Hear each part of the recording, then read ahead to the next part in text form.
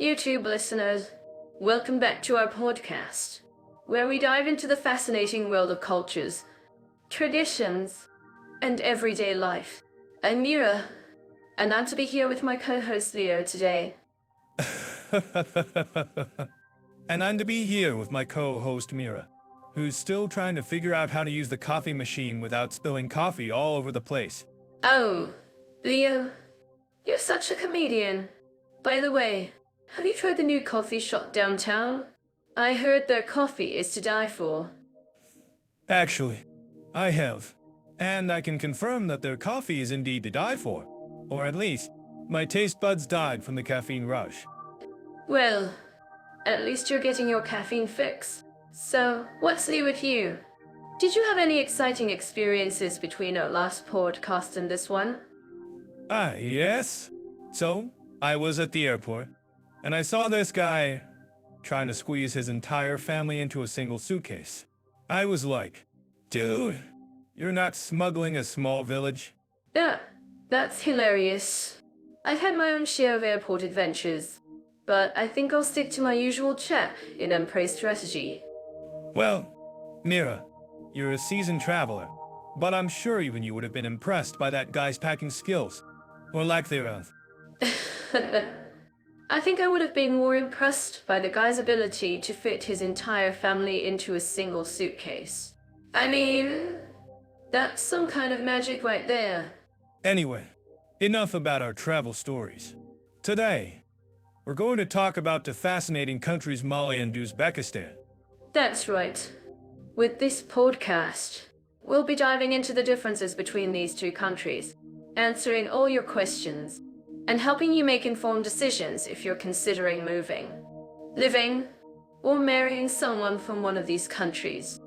And of course, we'll be bringing you all the juicy details, powered by the amazing team at Jettoff AI, who are always there to help us make our podcast the best it can be.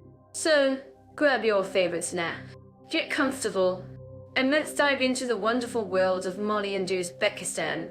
Well, are you ready? I'm more than ready. Let's get this podcast rolling. So, let's get into the nitty-gritty of general safety and crime rates in our first country, Mali. From what I've gathered, the overall safety situation is quite complex. There are areas of high crime, but also areas that are relatively safe for tourists. I've been there, and I can attest to that complexity. One moment you're enjoying a lovely sunset in Bamako, and the next, you're stuck in a traffic jam surrounded by street vendors who are, shall we say, overly enthusiastic about selling you something. Exactly. And it's not just the vendors. The crime rates in Mali are indeed high, especially in the capital city. But, as I was saying, there are also areas that are considered safe, like the tourist areas around the Grand Mosque. That's true, but it's essential to remember that even in safe areas, petty crimes like pickpocketing and scams can still occur. I recall being approached by a friendly local who offered to show me around the city, only to discover that he was actually a scam artist. Ugh, that's a classic. And it's not just the tourists who are targeted. Locals are also affected by crime. In fact, according to some reports, the majority of crime in Mali is committed by locals against other locals. Yes, and it's a reflection of the country's broader social and economic issues. Corruption, poverty, and lack of opportunities can all contribute to a sense of desperation and frustration, which can sometimes boil over into crime. That's a very astute observation, Leo. And I'm sure our listeners who have lived in Mali would agree with me that the crime situation is indeed multifaceted. Absolutely. And it's not just the crime rates themselves that are a concern. It's also the lack of trust in the authorities.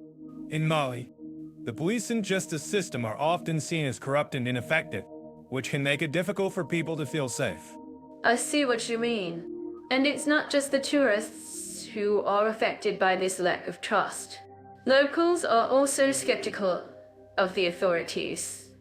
In fact, I've heard that some people in Mali had even taken matters into their own hands and formed their own neighborhood watch groups. That's an interesting development. and it's a testament to the resilience and resourcefulness of the Malian people. But, of course, it's also a reminder that crime is a complex issue that requires a multifaceted approach. Well, let's move on to our second country, Uzbekistan. From what I've researched, the crime situation in Uzbekistan is relatively low compared to Mali. But, as we all know, crime can occur anywhere, and it's essential to be aware of the local situation. That's true, and it's always a good idea to exercise caution when traveling to any new country.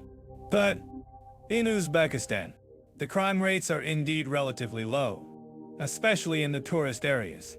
Yes, and it's not just the low crime rates that make Uzbekistan a safe destination. It's also the friendly and welcoming nature of the locals. I've heard that Uzbek people are known for their hospitality and generosity. That's absolutely true, and it's a quality that makes Uzbekistan such a wonderful place to visit. But, of course, even with the low crime rates, it's still essential to take precautions and be aware of your surroundings. Absolutely. And it's always a good idea to stay informed about local conditions and any potential safety concerns. But, in general, Uzbekistan seems to be a relatively safe destination for tourists. Well, that's a great note to end on. I'm curious, though, what do our listeners think about the safety situation in these two countries? Have any of you had personal experiences with crime in Mali or Uzbekistan? Dive into the world of Mali and Uzbekistan, where politics and social harmony blend in unique ways. I'm curious. Leo, what do you think about Mali's governance system? Great question. Mira, Mali's government has made significant strides in promoting democracy. But, as with many African countries, there are still challenges. I'd say it's a mix of traditional and modern systems. Exactly. And that's what makes it fascinating. Mali's cultural heritage is deeply rooted in Islamic traditions, which can sometimes influence governance. But, on the other hand, they've made efforts to modernize and involve citizens in decision-making processes. That's right. And speaking of modernization, Uzbekistan has undergone significant changes under its current president, Shalvike Atmazagare. He's been working to liberalize the economy and improve human rights. Well, that's impressive. I'm sure our listeners would agree that economic growth and human rights are crucial for a country's development. But what about social harmony in Mali? How do the people perceive the government's efforts? Well, from what I've gathered, Malians are generally optimistic about their country's future. But there are still concerns about corruption and inequality. It's a complex issue, but the government is trying to address these problems. I see. And in Uzbekistan, how do you think the government's efforts to modernize the country have affected social harmony? Oh, that's a great question. While Uzbekistan has made progress in liberalizing the economy, there are still concerns about human rights and social freedoms. However, the government has taken steps to promote tourism and cultural exchange, which has helped to improve relations between different ethnic groups. That's a great point. And I think it's interesting that both countries have a rich cultural heritage, with a blend of traditional and modern influences. I'm sure our listeners would love to hear more about the unique culture and aspects of each country. Absolutely. And speaking of culture, I think it's worth mentioning that both Mali and Uzbekistan have a strong tradition of hospitality. Visitors are often greeted with open arms and a warm welcome. That's so true. And I think it's lovely that our listeners can relate to that. After all, who doesn't love a warm welcome when traveling? Indeed. And I think it's also worth mentioning that both countries have a strong sense of community. In Mali, for example, the concept of Djenné is deeply ingrained in the culture. That's right. And in Uzbekistan, the concept of melodrama is also an important part of the culture. It's amazing how these concepts can bring people together and promote social harmony. Well, I think we've covered a lot of ground today. Mira, and I'm sure our listeners are eager to learn more about these fascinating countries. Absolutely. And before we go, I'd like to mention that for more insights like this, don't forget to check out Jet Off. AI for more in-depth analysis and cultural insights. Thanks for joining us, everyone. And don't forget to subscribe to our podcast for more engaging conversations like this one. Dive into the economic conditions and cost of living in Mali and Uzbekistan. I'm curious to see how these two countries compare. Excellent choice. Mira, Mali is a West African country with a growing economy, while Uzbekistan is a Central Asian nation with a rich history and a mix of socialist and market-based economy. Let's start with the basics. That's right. Mali has a relatively small economy, but it's been growing steadily over the years. The main industries are agriculture, mining, and tourism. I'm sure our listeners would love to know more about the job market in Mali. Absolutely. The job market in Mali is largely driven by the informal sector, which accounts for a significant portion of the country's GDP. However, the formal sector is also growing, with many international companies investing in the country. I'm curious to know more about the cost of living in Mali. How does it compare to Uzbekistan? I mean, we all know that Uzbekistan has a reputation for being a bit more expensive. Well, that's true. Uzbekistan is generally more expensive than Mali, especially when it comes to accommodation and food. However, the cost of living in Mali is also rising, especially in the capital city of Bamako. I'm sure our listeners would love to know more about the cost of living in Mali. Can you give us some examples of typical expenses? Leo? Sure. In Mali, you can expect to pay around 10. So I think that we can cover that. So I think that we can cover that. So CFA francs for a one-bedroom apartment in a decent neighborhood. Food is also relatively affordable, with a meal at a local restaurant costing around 1.02 CFA francs. Wow, that's cheap. I'm sure our listeners are. I could live there on a shoestring budget. But, Leo, what about the cost of living in Uzbekistan? How does it compare to Mali? Well, Uzbekistan is generally more expensive, especially when it comes to accommodation. You can expect to pay around 500. So I think that we can cover that. Zoro UZS for a one-bedroom apartment in a decent neighborhood. Food is also more expensive in Uzbekistan, with a meal at a local restaurant costing around 10.20. So I think that we can talk of that. I see. So, it seems that Uzbekistan is generally more expensive than Mali. But, Leo, what about the job market in Uzbekistan? I'm sure our listeners would love to know more about the opportunities available. Well, the job market in Uzbekistan is largely driven by the informal sector, but the formal sector is also growing, with many international companies investing in the country. However, the economy is also heavily reliant on the government sector, which can be a bit of a challenge for expats. I'm sure our listeners are. What about the education system in Uzbekistan? Can you tell us more about that? Leo?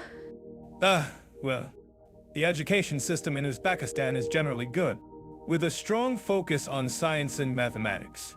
However, the system can be a bit rigid, and there may be some challenges for expats who want to access higher education. I see. So it seems that both Mali and Uzbekistan have their own unique challenges and opportunities when it comes to economic conditions and cost of living. I'm sure our listeners would love to know more about the experiences of expats living in these countries. Absolutely. I'm sure our listeners would love to hear about the experiences of expats living in Mali and Uzbekistan. Perhaps we can invite some expats to share their stories and insights with us. That's a great idea. Leo, I'm sure our listeners would love to hear about the experiences of expats living in these countries. Let's make sure to reach out to some expats and get their stories. Sounds like a plan? Yeah. I'm sure our listeners will appreciate the insights and experiences of expats living in Mali and Uzbekistan. And of course, we'll make sure to include some humor and light-hearted moments in our discussion. So, listeners don't get too bored. Don't worry. Mira, I'll make sure to bring the humor and lightheartedness to the discussion. Great. Leah, let's keep the conversation going and see where it takes us. Who knows? Maybe we'll discover some new insights and experiences that will help our listeners make informed decisions about living in Mali and Uzbekistan. Ah, I'm sure we will. Mira, let's keep the conversation going and see where it takes us. So let's talk about accommodation options in Mali and Uzbekistan. I'm curious, have you ever stayed in an Airbnb in Mali? Leah?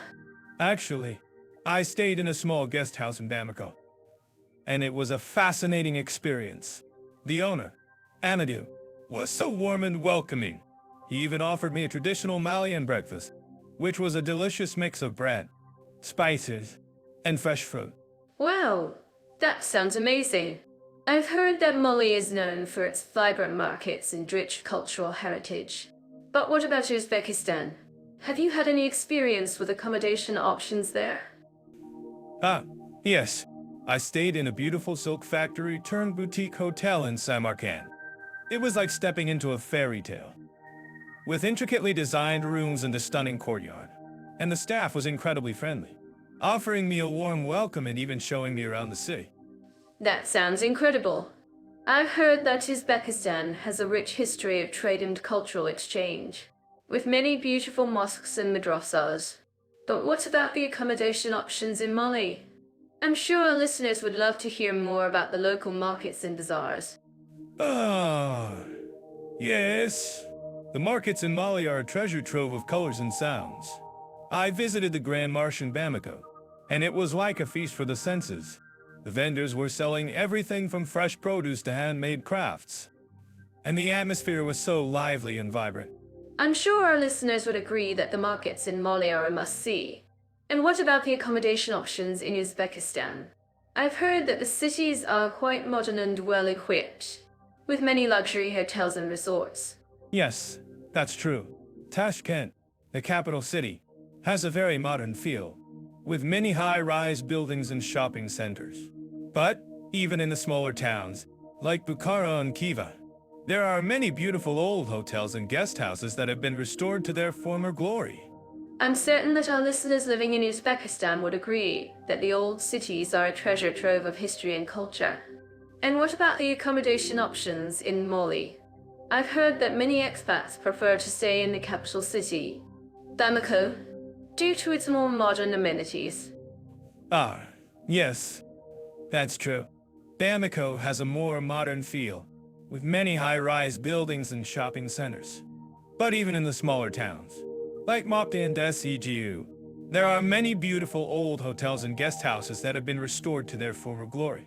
I'm curious, have you ever stayed in a traditional Malian hut? Leah? I've heard that they're quite simple but charming. Ah, yes. I stayed in a traditional Malian hut in the countryside, and it was a fascinating experience. The hut was made of mud and thatch, and it was so peaceful and quiet. The owner, Fatuma, even showed me how to make traditional Malian bread, which was delicious. Well, that sounds amazing. I'm sure our listeners would love to hear more about the traditional Malian huts. And what about the accommodation options in Uzbekistan? I've heard that many tourists prefer to stay in the cities due to their more modern amenities. Ah, yes, that's true. The cities in Uzbekistan are very modern and well-equipped, with many luxury hotels and resorts. But even in the smaller towns, like Bukhara and Khiva, there are many beautiful old hotels and guest houses that have been restored to their former glory. I'm sure our listeners would agree that the old cities in Uzbekistan are a must-see. And what about the accommodation options in Mali? I've heard that many expats prefer to stay in the capital city, Bamako, due to its more modern amenities. Ah, yes, that's true. Bamako has a more modern feel, with many high-rise buildings and shopping centers.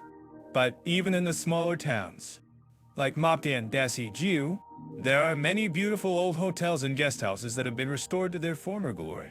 I'm curious, have you ever stayed in a luxury hotel in Uzbekistan? Leo? I've heard that they're quite opulent and luxurious.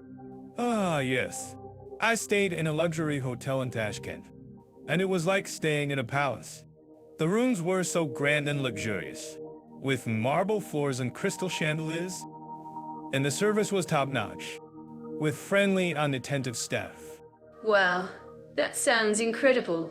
I'm sure our listeners would love to hear more about the luxury hotels in Uzbekistan.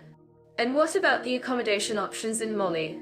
I've heard that many expats prefer to stay in the capital city, Bamako, due to its more modern amenities. Ah, yes, that's true. Bamako has a more modern feel, with many high-rise buildings and shopping centers. But even in the smaller towns, like Mopti and Desiju, there are many beautiful old hotels and guest houses that have been restored to their former glory. I'm sure our listeners would agree that the old hotels in Mali are a must-see. And what about the accommodation options in Uzbekistan? I've heard that many tourists prefer to stay in the cities, due to their more modern amenities. Ah, yes, that's true. The cities in Uzbekistan are very modern and well-equipped, with many luxury hotels and resorts. But even in the smaller towns, like Bukhara and Tiba, there are many beautiful old hotels and guest houses that have been restored to their former glory. I'm curious, have you ever stayed in a traditional Uzbek yurt? Leo? I've heard that they're quite simple but charming.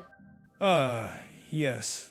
I stayed in a traditional Uzbek yurt in the countryside, and it was a fascinating experience. The yurt was made of felton wood, and it was so peaceful and quiet. The owner, Chulfaya, even showed me how to make traditional Uzbek bread, which was delicious. Wow, that sounds amazing. I'm sure our listeners would love to hear more about the traditional Uzbek yurts. And what about the accommodation options in Mali? I heard that many expats prefer to stay in the capital city, Bamako, due to its more modern amenities. Ah, yes, that's true. Bamako has a more modern feel, with many high-rise buildings and shopping centers. But even in the smaller towns, like Mopti and Desiju, there are many beautiful old hotels and guest houses that have been restored to their former glory. I'm sure our listeners would agree that the old hotels in Mali are a must-see. And what about the accommodation options in Uzbekistan? I've heard that many tourists prefer to stay in the cities, due to their more modern amenities. Ah, yes, that's true. The cities in Uzbekistan are very modern. Dive into the visa and immigration process for our first country, Mali. I heard that the Malian government has made some significant changes to make it easier for foreigners to obtain a visa. Ah, I've been there. Mali's indeed made some improvements, but it's still not as straightforward as I'd like. I've had friends who've had to deal with some bureaucratic red tape. Exactly. But I think that's because the Malian government is trying to strike a balance between welcoming foreigners and ensuring national security. It's a delicate balance, if you ask me. I agree. And I think it's also due to the fact that Mali has a relatively complex visa system, with different types of visas for different purposes, like tourism, work, or study. That's right. And it can be confusing, especially for first-time applicants. But I found that the Malian embassy in my country is quite helpful and responsive to inquiries. That's great to hear. I've had some issues with the embassy, but I think it's because I was trying to rush the process. You know, I'm always in a hurry. Well, we all know you're a bit of a rusher. Leo. But seriously, I think it's essential to be patient and thorough when applying for a visa in Mali. Absolutely. And I think it's also important to note that the Malian government has introduced an e-visa system, which can make the process faster and more convenient for some applicants. Ah, yes. The e-visa system is a great innovation, and it's definitely made things easier for some people. But I've also heard that it can be a bit glitchy at times. Yeah. I've had my share of glitches with online applications, but I think it's worth the effort to get an e-visa, especially if you're short on time. Well, let's move on to our second country, Uzbekistan. I've heard that the Uzbek government has also made some changes to its visa policy, making it easier for foreigners to visit. Ah, yes. Uzbekistan has indeed made some significant improvements, especially when it comes to tourism. I've heard that the government is trying to promote tourism and attract more visitors. That's right. And I think it's working.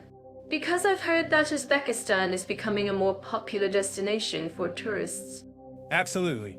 And I think it's also worth noting that Uzbekistan has a relatively straightforward visa process, especially for tourists. You can get a visa on arrival, which is great for last-minute travelers like me. Well, I'm sure our listeners would love to know more about the visa process in Uzbekistan. Have you had any experiences with the Uzbek embassy? Leo? Yes. I've had some issues with the embassy, but I think it's because I was trying to apply for a work visa, which is a bit more complicated. I see. Well, I think it's essential to note that the Uzbek government has introduced a new system for issuing work visas, which can make it easier for foreigners to work in the country. Yes. I've heard that the new system is more streamlined and efficient, which is great for applicants. Well, let's summarize what we've learned so far. In Mali, the visa process can be a bit complex, but the Malian government has made some improvements to make it easier for foreigners to apply. That's right. And in Uzbekistan, the visa process is relatively straightforward, especially for tourists. And the government has introduced a new system for issuing work visas. Exactly. And I think it's essential to be patient and thorough when applying for a visa in either country, and to take advantage of the EU visa system where possible. Absolutely. And I think our listeners will agree that it's always a good idea to do some research and planning before applying for a visa. Well, I'm curious to know what our listeners think about the visa process in Mali and Uzbekistan. Have you had any experiences with the visa process in either country? Let us know in the comments. And don't forget to share your tips and advice for navigating the visa process in either country. We'd love to hear from you. And don't forget to subscribe to our channel for more content on travel, culture, and expat life in Mali and Uzbekistan. And if you're planning a trip to either country, don't forget to pack your patience and sense of humor. To dive into Mali and Uzbekistan's healthcare systems. I'm curious. Leo, have you ever heard of the Bamako initiative in Mali? It's a unique approach to healthcare. Yes. The Bamako initiative was a pioneering effort to make healthcare more accessible in Mali. I've read about it, and it's fascinating. They used community-based health insurance to cover health expenses. Exactly. And it's still going strong today. But let's talk about the quality of healthcare in Mali. I'm sure our listeners who have lived or visited the country can attest to the fact that medical care can be quite basic, especially outside of major cities like Bamako. That's true. But I think it's worth noting that Mali has made significant strides in improving healthcare, especially in areas like maternal and child health. They've also implemented programs to combat infectious diseases like malaria.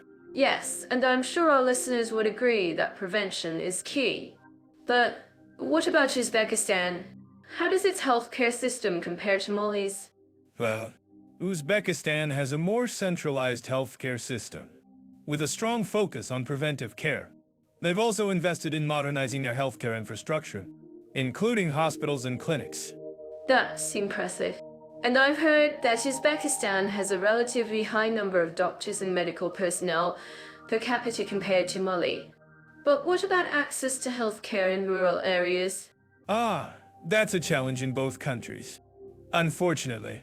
But in Uzbekistan, they've implemented programs to improve access to healthcare in rural areas, including mobile clinics and telemedicine services. That's great to hear. And I'm sure our listeners would be interested to know that both countries have a strong emphasis on traditional medicine, including herbal remedies and other alternative therapies. Yes, and it's interesting to note that in Uzbekistan, traditional medicine is actually integrated into the mainstream healthcare system, whereas in Mali, it's more of a parallel system. I see. Well, let's talk about patient experiences. What do you think our listeners would say about the quality of care they received in Mali or Uzbekistan? That's a tough one. But I think it's safe to say that both countries have their strengths and weaknesses. In Mali, for example, patients often praise the kindness and compassion of healthcare workers, but lament the lack of resources and infrastructure. Yes, and in Uzbekistan, patients often comment on the modernity and efficiency of healthcare facilities. but express frustration with the bureaucracy and red tape. Exactly. And I think it's worth noting that both countries have made significant progress in improving healthcare outcomes, including reducing infant mortality rates and increasing life expectancy. That's great to hear. And I'm sure our listeners would agree that healthcare is a critical aspect of any country's development. So let's summarize. Mali's healthcare system has its strengths in community-based health insurance and maternal and child health, but faces challenges in access to care in rural areas. Uzbekistan, on the other hand, has a more centralized system with a focus on preventive care and modern infrastructure, but also faces challenges in access to care in rural areas.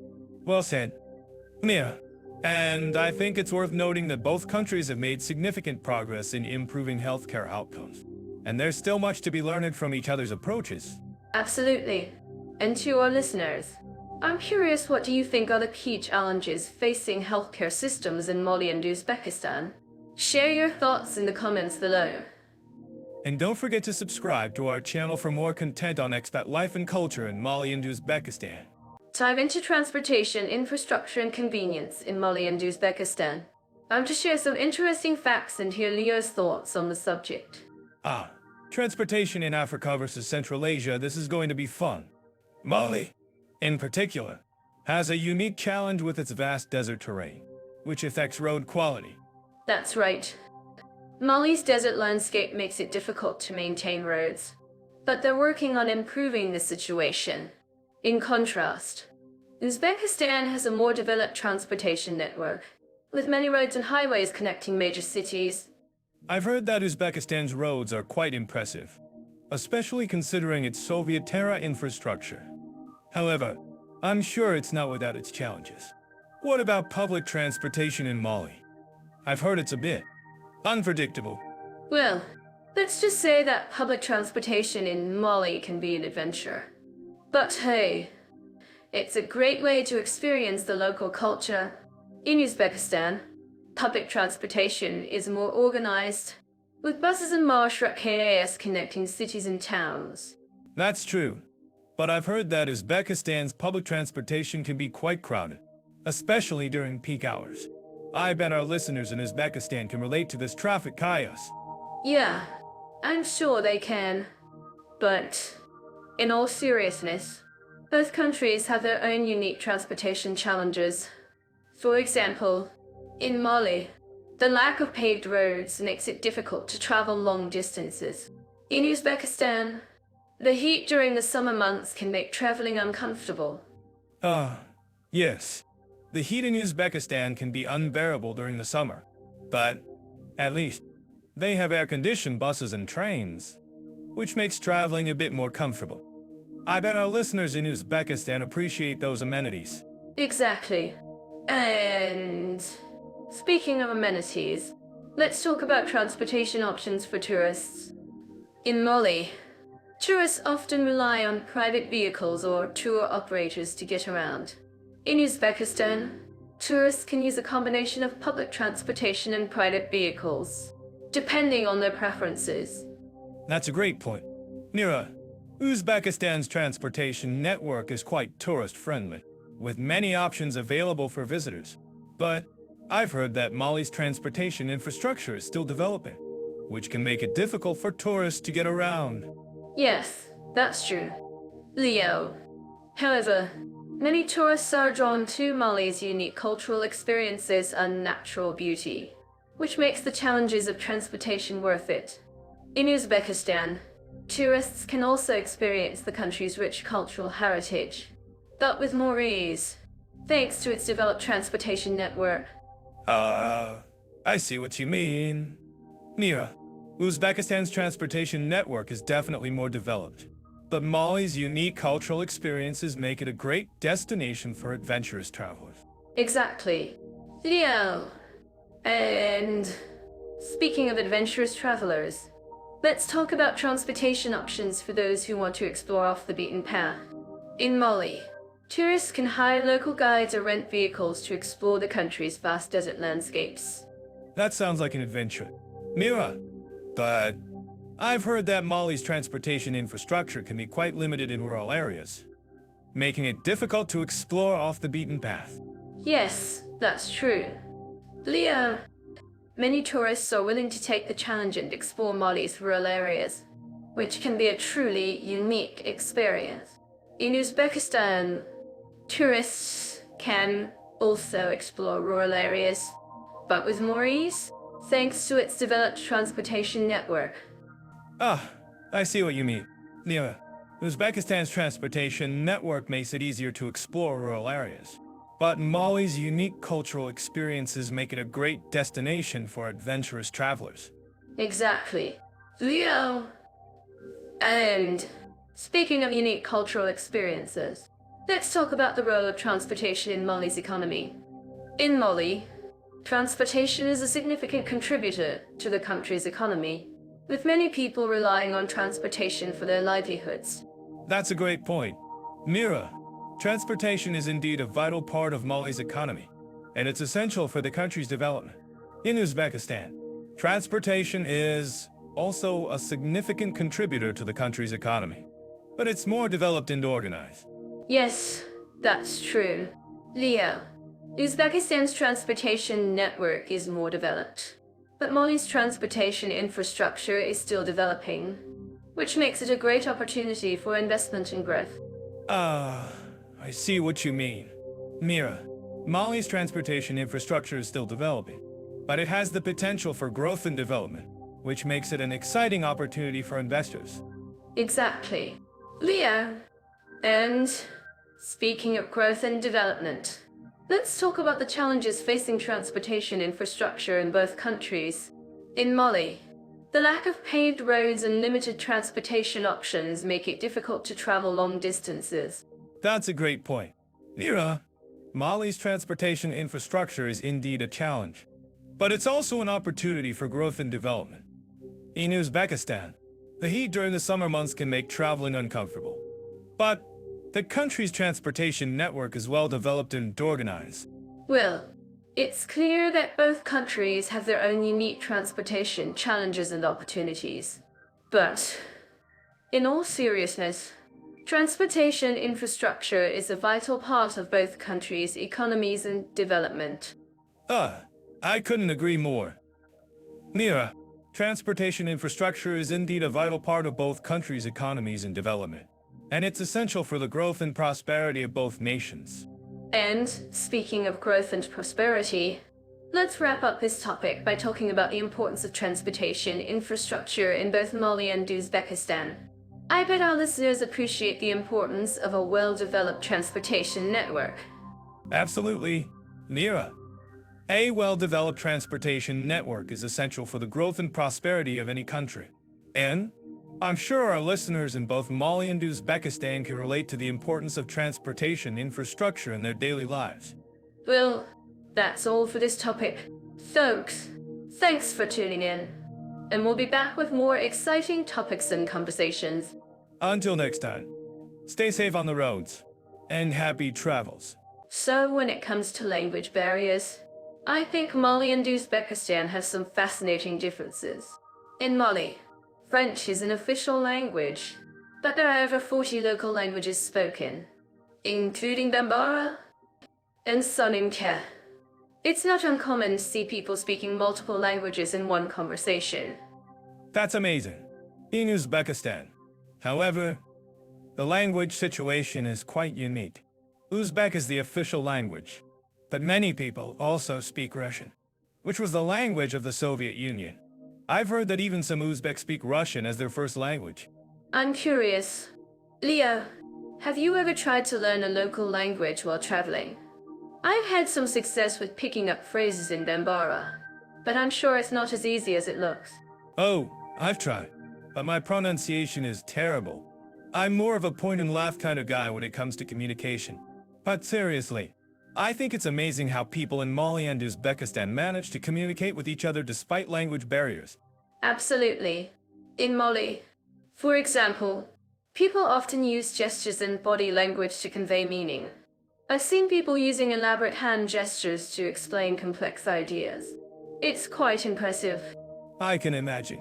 In Uzbekistan, I've noticed that people tend to use a lot of formal titles and honorific s when speaking. For example, they use the word sod IQ to mean honest or trustworthy.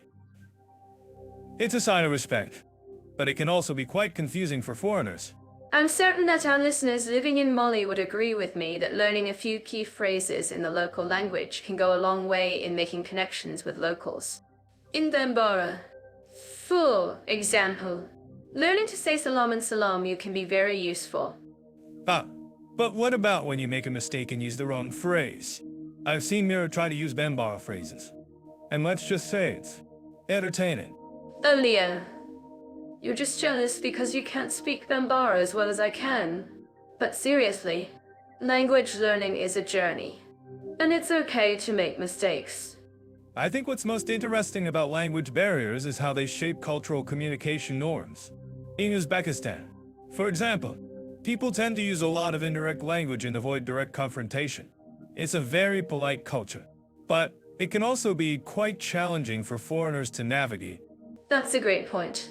Leo, in Mali, on the other hand, people tend to be more direct and expressive in their communication.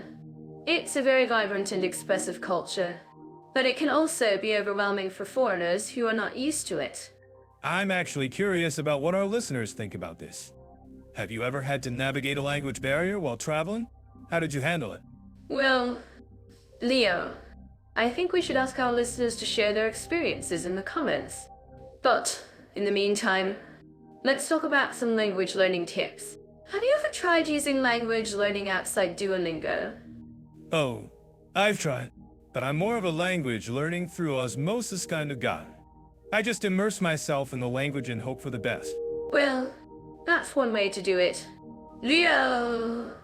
But for those who prefer a more structured approach, language learning apps can be very helpful. And who knows, maybe our listeners will have some tips to share on how to navigate language barriers in Mali and Uzbekistan.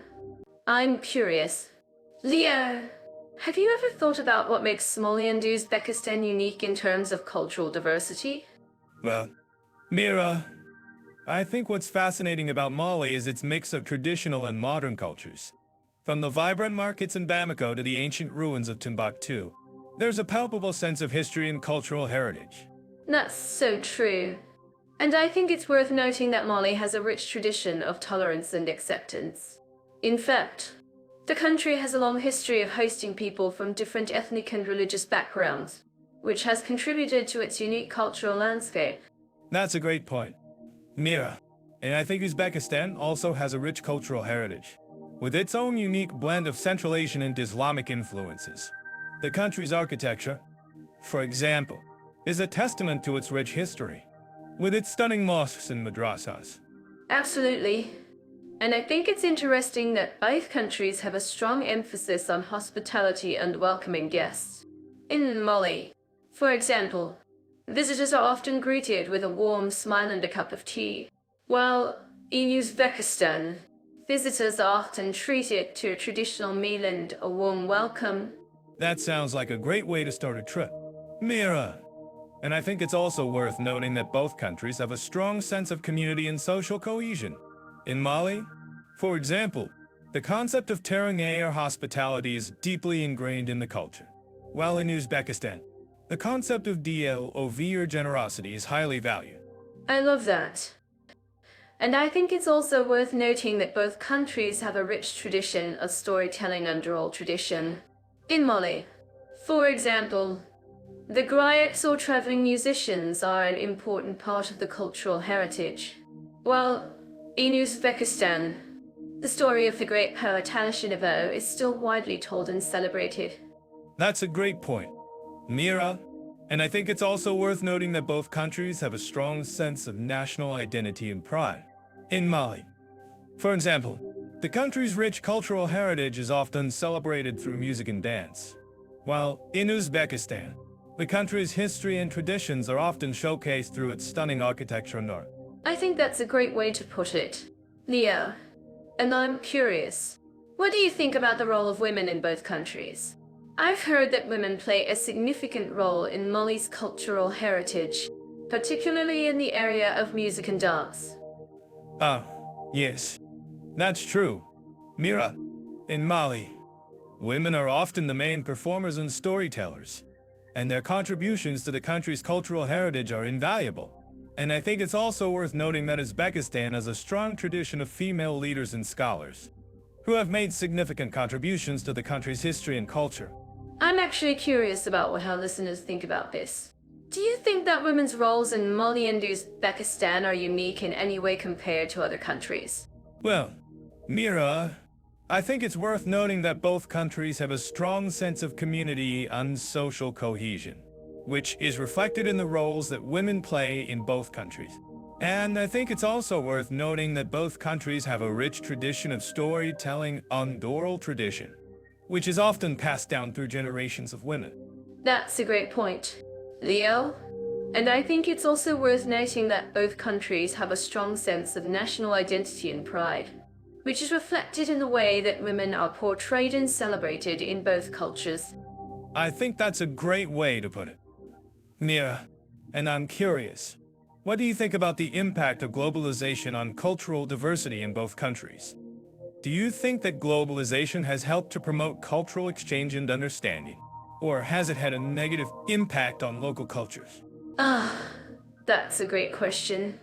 Leo, I think that globalization has had a mixed impact on cultural diversity in both countries. On the one hand, it has helped to promote cultural exchange and understanding, particularly through the use of technology and social media.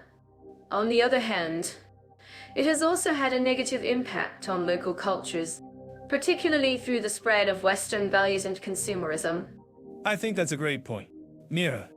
And I think it's also worth noting that both countries have a strong sense of resilience and adaptability, which has allowed them to navigate the challenges of globalization and maintain their unique cultural identity. I think that's a great way to put it.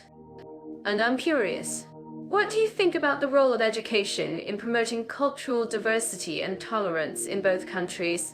Do you think that education has played a significant role in promoting cultural understanding and acceptance? Yes, that's true. Mira, education has played a significant role in promoting cultural understanding and acceptance in both countries. In Mali, for example, education has helped to promote a sense of national identity and pride, while in Uzbekistan, education has helped to promote a sense of cultural diversity and tolerance. I think that's a great point. And I'm curious, what do you think about the impact of social media on cultural diversity and tolerance in both countries? Do you think that social media has helped to promote cultural understanding and acceptance? Or has it had a negative impact on local cultures? That's a great question. Mira, I think that social media has had a mixed impact on cultural diversity and tolerance in both countries. On the one hand, it has helped to promote cultural understanding and acceptance, particularly through the use of hashtags and online communities. On the other hand, it has also had a negative impact on local cultures, particularly through the spread of misinformation and hate speech. I think that's a great point, Leo. And I'm curious, what do you think about the role of art and culture in promoting cultural diversity and tolerance in both countries? Do you think that art and culture have played a significant role in promoting cultural understanding and acceptance? Yes, that's true. Mira, art and culture have played a significant role in promoting cultural understanding and acceptance in both countries. In Mali, for example, music and dance have been used to promote a sense of national identity and pride, while in Uzbekistan, art and architecture have been used to promote a sense of cultural diversity and tolerance. I think that's a great way to put it, Leo. And I'm curious, what do you think about the impact of tourism on cultural diversity and tolerance in both countries? Do you think that tourism has helped to promote cultural understanding and acceptance? Or has it had a negative impact on local cultures? That's a great question. Mira, I think that tourism has had a mixed impact on cultural diversity and tolerance in. I'm sure our listeners are curious about the educational landscape in Mali. From what I've gathered, Mali has made significant strides in increasing literacy rates, especially among women. That's a great point. Mira, however, I've also come across reports that suggest there's still a long way to go in terms of access to quality education, particularly in rural areas. Yes, And I think that's where language schools come in. Many of these schools focus on providing language instruction to students who may not have access to traditional educational resources. Ah, I see what you mean.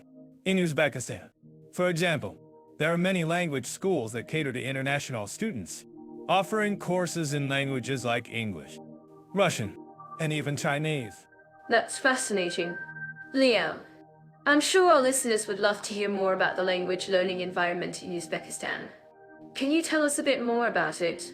Well, I've heard that Uzbekistan has a unique approach to language learning, which involves using a combination of traditional and modern teaching methods. That sounds like a great approach. And I'm sure our listeners are curious to know how Mali compares in terms of language learning. What do you think is the biggest difference between the two countries? That's a tough question, Mira. But I think one of the biggest differences is the availability of resources. In Uzbekistan, for example, there are many language schools and universities that offer a wide range of language courses. I see what you mean. In Mali, the resources may be limited, but the passion for learning is still there. I've heard that many Malian students are eager to learn languages like English and French to improve their job prospects. That's a great point, Mira. And I think that's where language schools can play a crucial role in providing students with the skills they need to succeed in the modern world. Absolutely. And I think it's worth noting that Mali has a rich cultural heritage, which is reflected in its language and customs. Our listeners may be interested to know more about the Malian language, which is also known as Bambara. Ah, yes. I've heard that Bambara is a beautiful language, Mira. And I think it's great that you're highlighting the importance of cultural preservation. Well, I think that's a topic for another day. Leo, but for now, let's focus on the educational opportunities in Mali. What do you think is the most significant challenge facing the education system in Mali? That's a great question. Mira, I think one of the biggest challenges is access to quality education, particularly in rural areas. Many students in these areas may not have access to basic educational resources, let alone quality language instruction. I see what you mean, Leo. And I think that's where language schools can play a crucial role in bridging the gap between rural and urban areas. Have you come across any innovative language learning programs in Mali that are addressing this challenge? Actually, I have. Mira, there's a program called Language for Development that's providing language instruction to students in rural areas using a combination of traditional and modern teaching methods. That sounds like a great program. Leo, and I'm sure our listeners would love to know more about it. Can you tell us a bit more about it? Well, I've heard that the program involves using a combination of language instruction and vocational training to equip students with the skills they need to succeed in the modern world. That's a great approach. Leo, and I think it's worth noting that Mali has a rich tradition of oral storytelling, which is also reflected in its language and customs. Our listeners may be interested to know more about the role of storytelling in Malian culture. Yes. I've heard that storytelling is a vital part of Malian culture, Mira, and I think it's great that you're highlighting the importance of preserving cultural heritage. Well, I think that's a topic for another day, Leo. But for now, let's focus on the educational opportunities in Mali. What do you think is the most significant advantage of studying in Mali? That's a great question. Mira, I think one of the biggest advantages is the opportunity to immerse oneself in a rich cultural heritage and learn about the history and customs of the Malian people. I see what you mean, Leo. And I think that's where language schools can play a crucial role in providing students with a unique cultural experience. Have you come across any language schools in Mali that offer cultural immersion programs? Actually, I have. Mira, there's a language school called Mali Language and Culture that offers a comprehensive language program that includes cultural immersion activities. That sounds like a great program. And I'm sure our listeners would love to know more about it. Can you tell us a bit more about it? Well, I've heard that the program involves using a combination of language instruction and cultural immersion activities to equip students with the skills they need to succeed in the modern world. That sounds like a great approach, Leah. And I think it's worth noting that Mali has a strong tradition of community-based education, which is also reflected in its language and customs. Our listeners may be interested to know more about the role of community-based education in Malian culture. Ah, yes. I've heard that community-based education is a vital part of Malian culture. Mira, and I think it's great that you're highlighting the importance of preserving cultural heritage. Well, I think that's a topic for another day, Leah. But for now, let's focus on the educational opportunities in Mali. What do you think is the most significant difference between the educational systems in Mali and Uzbekistan? That's a great question, Mira. I think one of the biggest differences is the availability of resources. In Uzbekistan, for example, there are many language schools and universities that offer a wide range of language courses. I see what you mean, Leo. And I think that's where Mali can learn from Uzbekistan. Perhaps we can explore some of the innovative language learning programs in Uzbekistan that could be adapted to the Malian context. Ah, that's a great idea, Mira. And I think it's worth noting that Uzbekistan has a strong tradition of language education, which is also reflected in its language and customs. Our listeners may be interested to know more about the role of language education in Uzbek culture. Oh, yes. I've heard that language education is a vital part of Uzbek culture, Leo.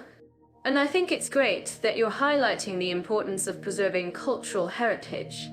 Well, I think that's all the time we have for today, Mira. But I'm sure our listeners will appreciate the information we've shared about educational opportunities in language schools in Mali and Uzbekistan. Absolutely. Leo, I'm loving the heat here in Mali. Don't you? Leo? The sun-kissed savannas are just begging to be explored. You're not exactly known for your love of cold weather, Mira. But yes, Mali does have a dry, hot climate, especially in the Sahara Desert region. Temperatures can soar up to 45 degrees Celsius in the summer. Wow, that's scorching. But I'm sure our listeners in Mali would agree that the dry season is the best time to visit. What about Uzbekistan? Leo? How does its climate compare? Ah, Uzbekistan, a land of ancient Silk Road cities and vast deserts. Its climate is also dry and continental, with extremely hot summers and cold winters. The average temperature in Tashkent, the capital, can rock to 20 degrees Celsius in the winter. Bricks. That's chilly. Even for me. But I'm sure our listeners in Uzbekistan would appreciate the cooler temperatures after the scorching summer months. Did you know that the country experiences a significant amount of rainfall in the spring? Ah, yes. But let's not get too about the rain. Mira, after all, it's still a desert climate we're talking about. But yes, the spring is a good time to visit Uzbekistan, especially the Fergana Valley, which is known for its lush greenery and mild climate. I'm certain that others living in the Fergana Valley would agree with me. The region's unique microclimate is due to its location between the Tian Shan and Pamir Mountains.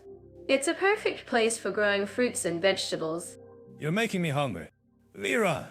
But seriously, the Fergana Valley is indeed a fertile region, and its mild climate makes it an ideal place for agriculture. But let's talk about the extreme weather events in both countries.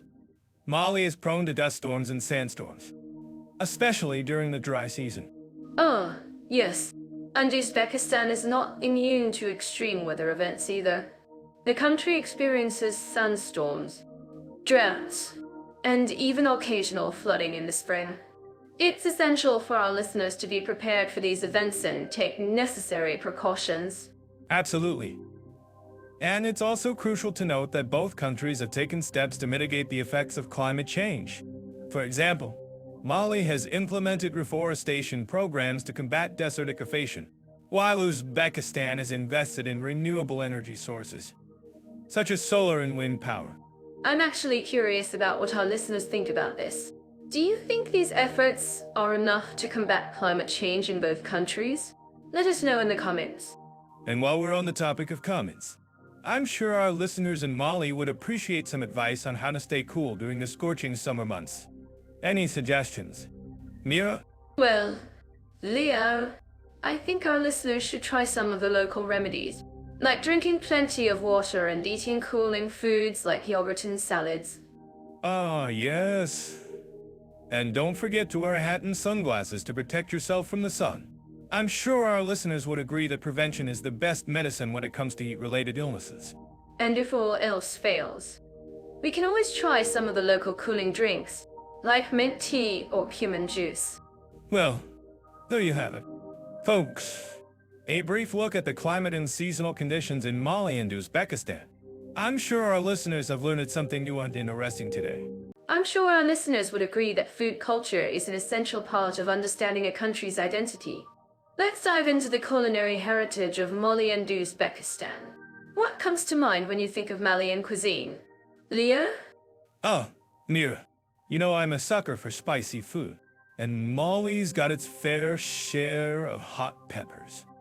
Their famous dish, mafé, is a Registan made with meat or fish, vegetables, and a blend of spices. And let's not forget about their delicious jollof rice, which is a staple in many West African countries. That sounds amazing. I'm curious.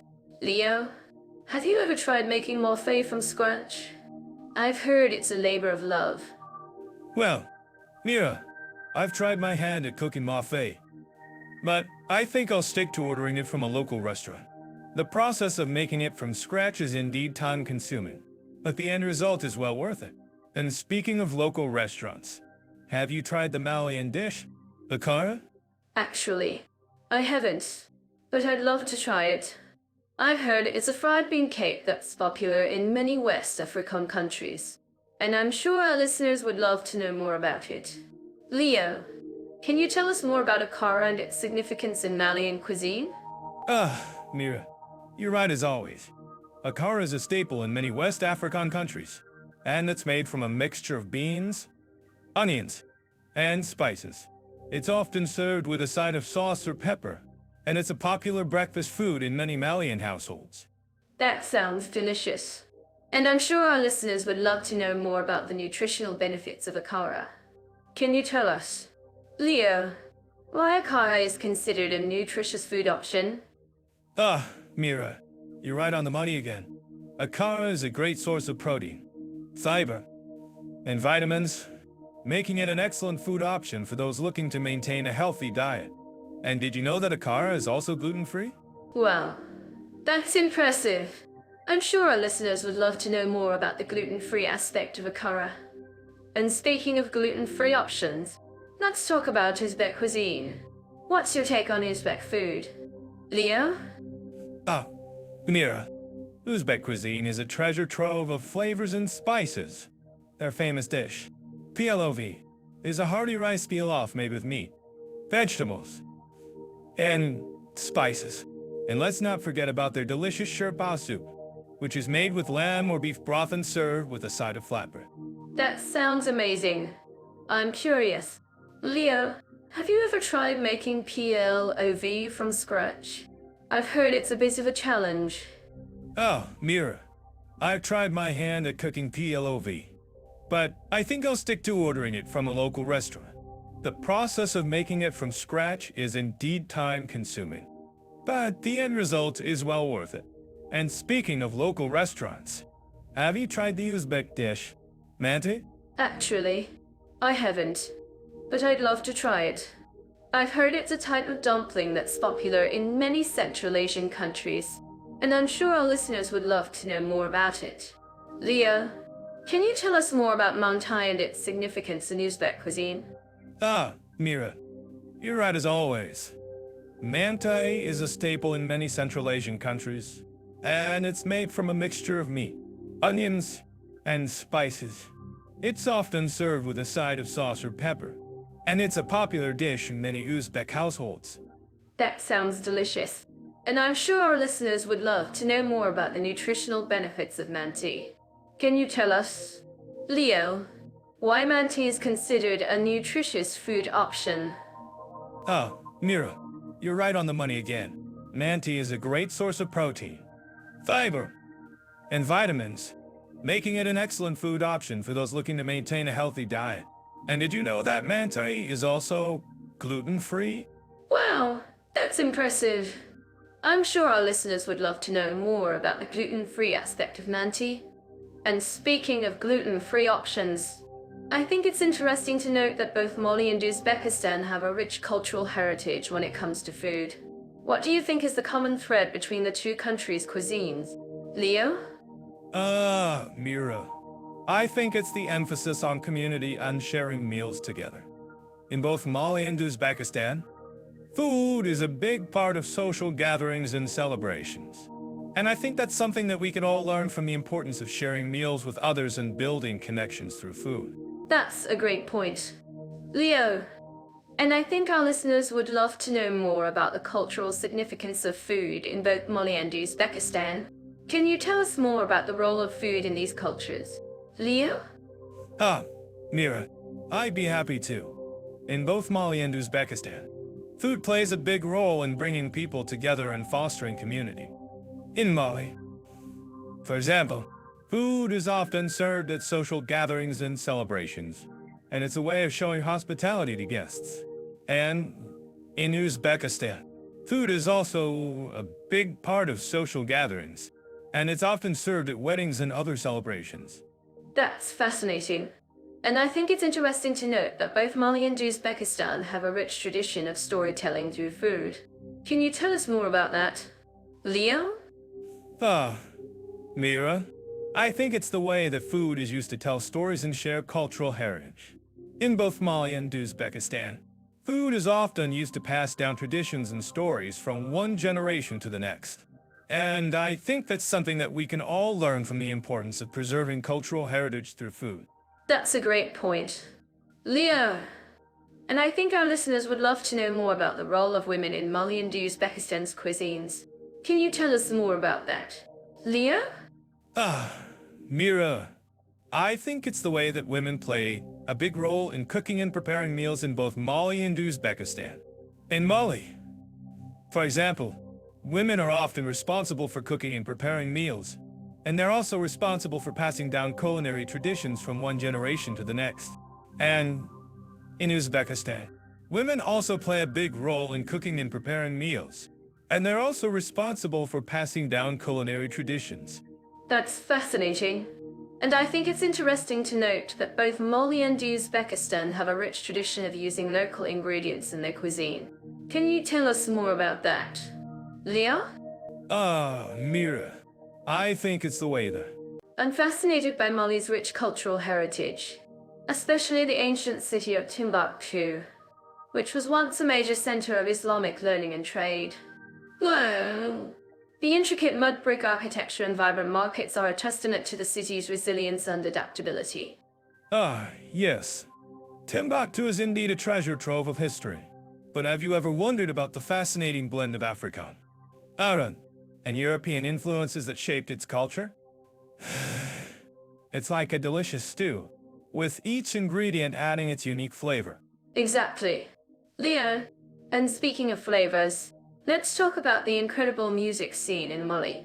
From Afrobeats to traditional instruments like the djembe and kora, the country's music is a reflection of its diverse cultural heritage.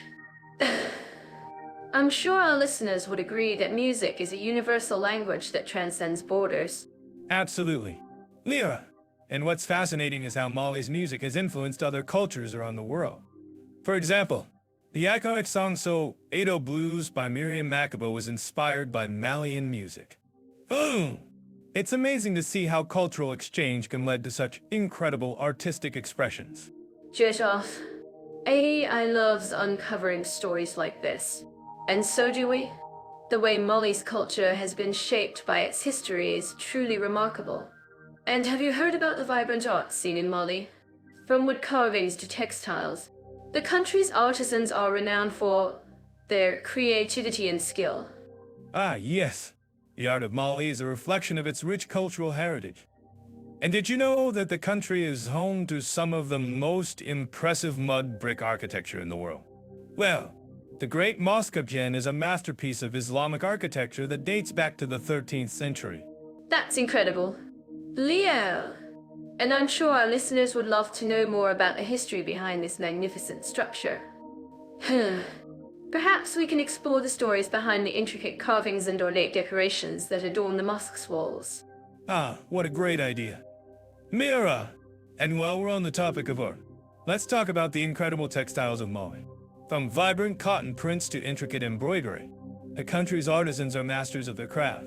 Oh, I'm sure our listeners would love to know more about the traditional techniques used to create these stunning textiles. Exactly. Leo. And I'm curious to know what our listeners think about the role of textiles in Mali's cultural heritage. Do you think they play a significant part in preserving the country's traditions and customs? Ah, what a great question. Mira, and I'm sure our listeners would agree that textiles are an essential part of Mali's cultural identity. Perhaps we can explore the ways in which textiles are used in traditional ceremonies and rituals. Ah, what a fascinating topic. Leo, and speaking of ceremonies and rituals, let's talk about the incredible festivals that take place in Mali. From the Festival of the Desert to the Festival of the Arts. The country's festivals are a celebration of its rich cultural heritage. Ooh. Ah, yes. Mali's festivals are a testament to the country's vibrant cultural scene. And did you know that the country is home to some of the most impressive masks in the world? Well, the masks of Mali are a reflection of the country's rich cultural heritage and are often used in traditional ceremonies and rituals.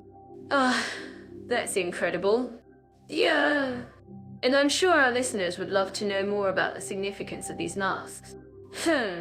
Perhaps we can explore the stories behind the different types of masks and their uses in traditional ceremonies. Ah, what a great idea. Mira, and speaking of cultural significance, let's talk about the incredible historical sites of Uzbekistan. From the Registan to the Shah-e-Zinda, the country's historical sites are a testament to its rich cultural heritage. Oh, Yes. Uzbekistan's historical sites are indeed a treasure trove of history and culture. And have you heard about the incredible architecture of the city of Samarkand? From the stunning mosques to the intricate tilework, the city's architecture is a reflection of its rich cultural heritage. ah, yes. Samarkand is indeed one of the most impressive cities in Uzbekistan. And did you know that the city is home to some of the most impressive Registan buildings in the world? Well, the Registan is a masterpiece of Islamic architecture that dates back to the 15th century. That's incredible. Leo. And I'm sure our listeners would love to know more about the history behind this magnificent structure. Perhaps we can explore the stories behind the intricate carvings and ornate decorations that adorn the Registan's buildings. Ah, what a great idea. Mira, and while we're on the topic of art, let's talk about the incredible textiles of Uzbekistan. From vibrant silk prints to intricate embroidery, the country's artisans are masters of their craft. Oh, I'm sure our listeners would love to know more about the traditional techniques used to create these stunning textiles. Exactly. Leo. And I'm curious to know what our listeners think about the role of textiles in Uzbekistan's cultural heritage. Do you think they play a significant part in preserving the country's traditions and customs? Ah, what a great question. Mira, and I'm sure our listeners would agree that textiles are an essential part of Uzbekistan's cultural identity. Perhaps we can explore the ways in which textiles are used in traditional ceremonies and rituals. Ah, what a fascinating topic. Leo! And speaking of ceremonies and rituals, let's talk about the incredible festivals that take place in Uzbekistan. From the Festival of the Silk Road to the Festival of the Arts, the country's festivals are a celebration of its rich cultural heritage. Oh! Ah, yes. Uzbekistan's festivals are a testament to the country's vibrant cultural scene. And did you know that the country is home to some of the most impressive music instruments in the world? Well, the instruments of Uzbekistan are a reflection of the country's rich cultural heritage and are often used in traditional ceremonies and rituals. That's incredible. Leo! And I'm sure our listeners would love to know more about the significance of these instruments. Perhaps we can explore the stories behind the different types of instruments and their uses in traditional ceremonies. Ah, what a great idea. Mira, and speaking of cultural significance, let's talk about the incredible historical sites of Mali and Uzbekistan. From the ancient cities to the stunning mosques, the two countries share a rich cultural heritage that is worth exploring. Oh, Ah, yes. The historical sites of Mali and Uzbekistan are indeed a treasure trove of history and culture. And have you heard about the incredible art scene in Mali and Uzbekistan? From wood carvings to textiles, the two countries. Have you ever seen those majestic sand dunes in the Sahara Desert? The ones in Mali are breathtakingly beautiful. Don't you think? Leo? I completely agree. The Registan dunes near Merzouga are a sight to behold. The way the sun sets over the dunes is like something out of a movie. I'm actually curious about what our listeners think about the Sahara Desert's natural beauty. I'm certain that our listeners living in this country would agree with me that the desert's vast expanses are awe-inspiring. But let's talk about Mali's natural treasures. Have you heard about the band Aigure Escarpment? A UNESCO World Heritage Site? Ah, yes. The Bandai Aigure Escarpment is a stunning example of Mali's unique geography. I've seen pictures of the cliff-towering sandstone formations and the lush vegetation that surrounds it. It's like a natural wonderland. By the way, I think our listeners would love to know more about the country's rich cultural heritage. Absolutely. The Bandai Aigure Escarpment is home to several ancient villages, each with its own unique architecture and traditions. And speaking of traditions, have you ever tried a local dish like mara or kenki? Actually, I have tried kenki, and it's an acquired taste, let's say. But I'm sure our listeners would love to know more about the country's cuisine. Maybe we can discuss the importance of communal eating in Malian culture. That's a great idea. Leo, communal eating is a big part of Malian culture, and it's a great way to bring people together. Now, let's talk about Uzbekistan's natural beauty. Have you ever seen the RLC? Leo? Yes, I have, and it's a sad story. The RLC used to be one of the world's largest lakes, but it's been shrinking due to irrigation projects. It's a reminder of the importance of conservation and sustainability. I'm curious. Mira, what do you think our listeners think about the impact of human activities on the environment? Well, I think our listeners would agree that it's essential to balance human needs with the need to protect the environment. And speaking of balance, have you ever seen the stunning natural beauty of the Fergana Valley in Uzbekistan? Ah, yes. The Fergana Valley is a breathtakingly beautiful region, with its lush orchards and fertile soil. It's a great example of how nature can provide for human needs while also supporting biodiversity. I think our listeners would love to know more about the country's agricultural practices. That's a great idea. Leo! Uzbekistan's agricultural practices are indeed unique, and the country is known for its cotton production. But let's talk about the country's natural treasures. Have you ever seen the stunning Kizilkay Desert? Leo? Ah, yes. The Kizilkay Desert is a vast and beautiful region, with its sand dunes and oases. It's a great example of the country's diverse geography. I'm curious. Mira, what do you think our listeners think about the importance of preserving cultural and natural heritage sites? I'm certain that our listeners would agree that preserving cultural and natural heritage sites is essential for future generations. And speaking of preservation, have you ever seen the stunning natural beauty of the Tian Shan mountain range in Uzbekistan? Ah, yes. The Tian Shan mountain range is a breathtakingly beautiful region, with its snow-capped peaks and glaciers. It's a great example of the country's unique geography. I think our listeners would love to know more about the country's ski resorts and winter sports. That's a great idea. Leo! Uzbekistan's ski resorts are indeed popular, and the country offers a range of winter sports, from skiing to snowboarding. But let's talk about the country's natural treasures. Have you ever seen the stunning natural beauty at the Amu Darya River? Leo? Ah, yes. The Amu Darya River is a vital water source for the country, and it's also a beautiful natural wonder. I'm curious. Mira, what do you think our listeners think about the importance of water conservation in Uzbekistan?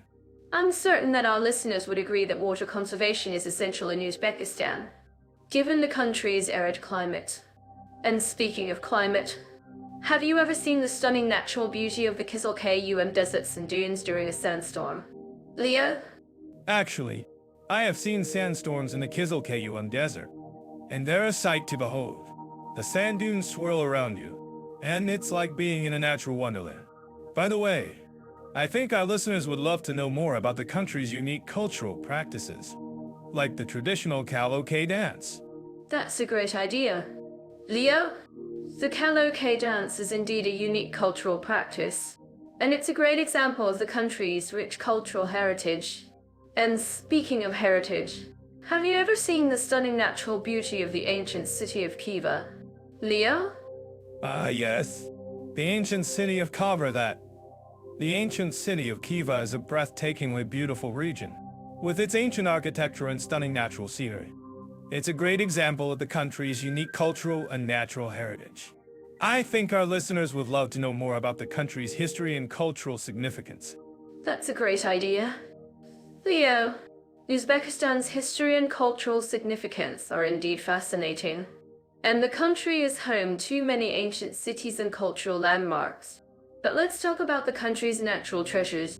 Have you ever seen the stunning natural beauty of the Pamir Mountains? Leo? Yes.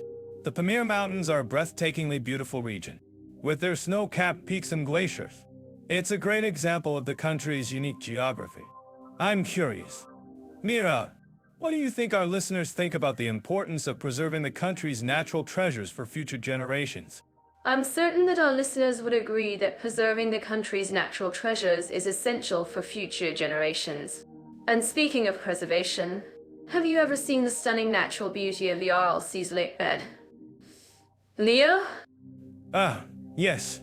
The Aral Sea's lake bed is a sad reminder of the impact of human activities on the environment. But it's also a great example of the importance of conservation and sustainability. I think our listeners would love to know more about the country's efforts to restore the Aral Sea. That's a great idea. Leo, Uzbekistan's efforts to restore the Aral Sea are indeed commendable, and the country is working to restore the lake's ecosystem. But let's talk about the country's natural treasures. Have you ever seen the stunning natural beauty of the Tian Shan mountain ranges glaciers? Leo? Yes. The Tian Shan mountain ranges glaciers are. I'm to dive into the world of sports and adventure in Mali and Uzbekistan. From the Sahara Desert to the majestic mountains of Uzbekistan, these countries offer a unique blend of outdoor activities and cultural experiences. That's right. Mira, Mali is known for its thrilling desert treks and camel rides, while Uzbekistan boasts breathtaking mountain scenery and ancient Silk Road routes. It's like a treasure trove of adventure waiting to be explored. Exactly. And let's not forget about the sports scene in Mali. The country has produced some of the world's top athletes, including world-class runners and cyclists. I'm certain that all us living in this country would agree with me that the Malian spirit is all about perseverance and determination. Well, I think we can all agree that the Malian spirit is indeed impressive. And speaking of impressive, have you heard about the ancient city of Samarkand in Uzbekistan? It's a UNESCO World Heritage Site and a must-visit destination for any adventure seeker. Yes. Samarkand is indeed a gem. But let's talk about the sports scene in Uzbekistan. I've heard that the country has a thriving football culture, with a strong focus on youth development programs. It's wonderful to see how sports can bring people together and promote a sense of community. Well, I think we can all agree that football is a universal language. And speaking of languages, have you tried learning any of the local dialects in Mali? I've heard that the Bambara language is quite complex, but also very beautiful. Yes. The Bambara language is indeed a challenge, but it's also a great way to connect with the local culture. And I must say, I'm impressed by the number of adventure sports available in Uzbekistan, from paragliding to rock climbing. It's like a paradise for thrill seekers. Well, I think we can all agree that Uzbekistan is a paradise for adventure lovers. And speaking of paradise, have you heard about the famous Registan Square in Samarkand? It's a breathtakingly beautiful spot, surrounded by ancient madrasas and museums. Yes. The Registan Square is indeed a masterpiece. But let's talk about the outdoor activities in Mali. I've heard that the country has some of the best hiking trails in Africa, with stunning views of the Sahara Desert. It's like a dream come true for any nature lover. Oh, yes. The hiking trails in Mali are indeed breathtaking. And speaking of breathtaking, have you tried the famous Uzbekistan PLOV? It's a delicious dish made with rice, meat, and spices, and it's a staple of the local cuisine. Oh, yes. The Uzbekistan PLOVA is indeed a favorite of mine. But let's talk about the cultural festivals in Mali. I've heard that the country has a vibrant festival scene, with music, dance, and art exhibitions. It's like a celebration of life and culture. Well, I think we can all agree that cultural festivals are a great way to experience the local culture. And speaking of culture, have you tried learning any of the local dances in Uzbekistan? I've heard that the country has a rich tradition of folk music and dance. Oh yes, the Uzbekistan dances are indeed beautiful. And speaking of beauty, have you seen the stunning architecture in Mali? The country has a rich tradition of mud brick architecture, with intricate designs and patterns. Ah, yes. The architecture in Mali is indeed stunning.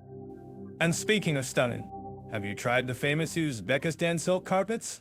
They're handmade and extremely beautiful, with intricate designs and patterns. Ah, yes. The Uzbekistan silk carpets are indeed a treasure. But let's talk about the adventure sports in Uzbekistan. I've heard that the country has some of the best mountain biking trails in the world, with breathtaking views of the Tian Shan Mountains.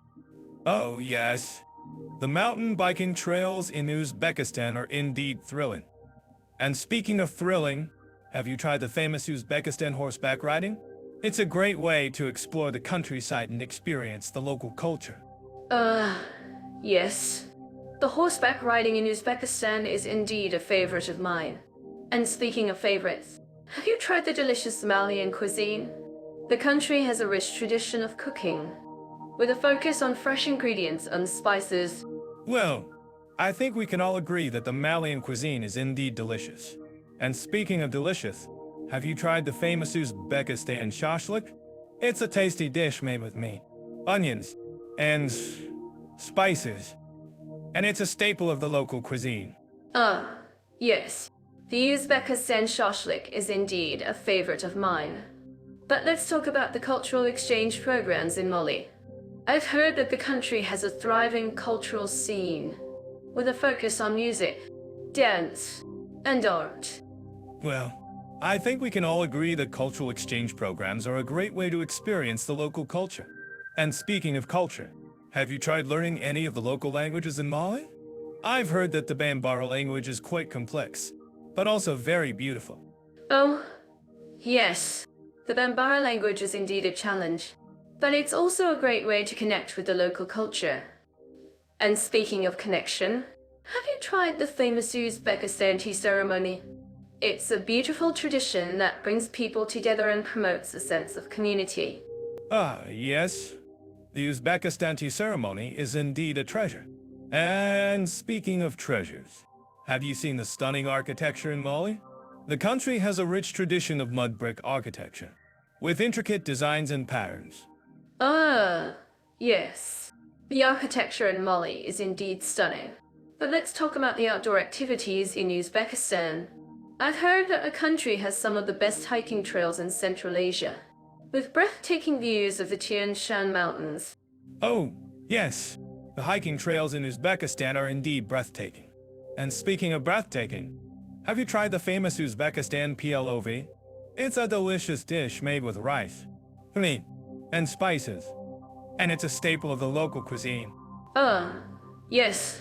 The Uzbekistan PLOV is indeed a favorite of mine.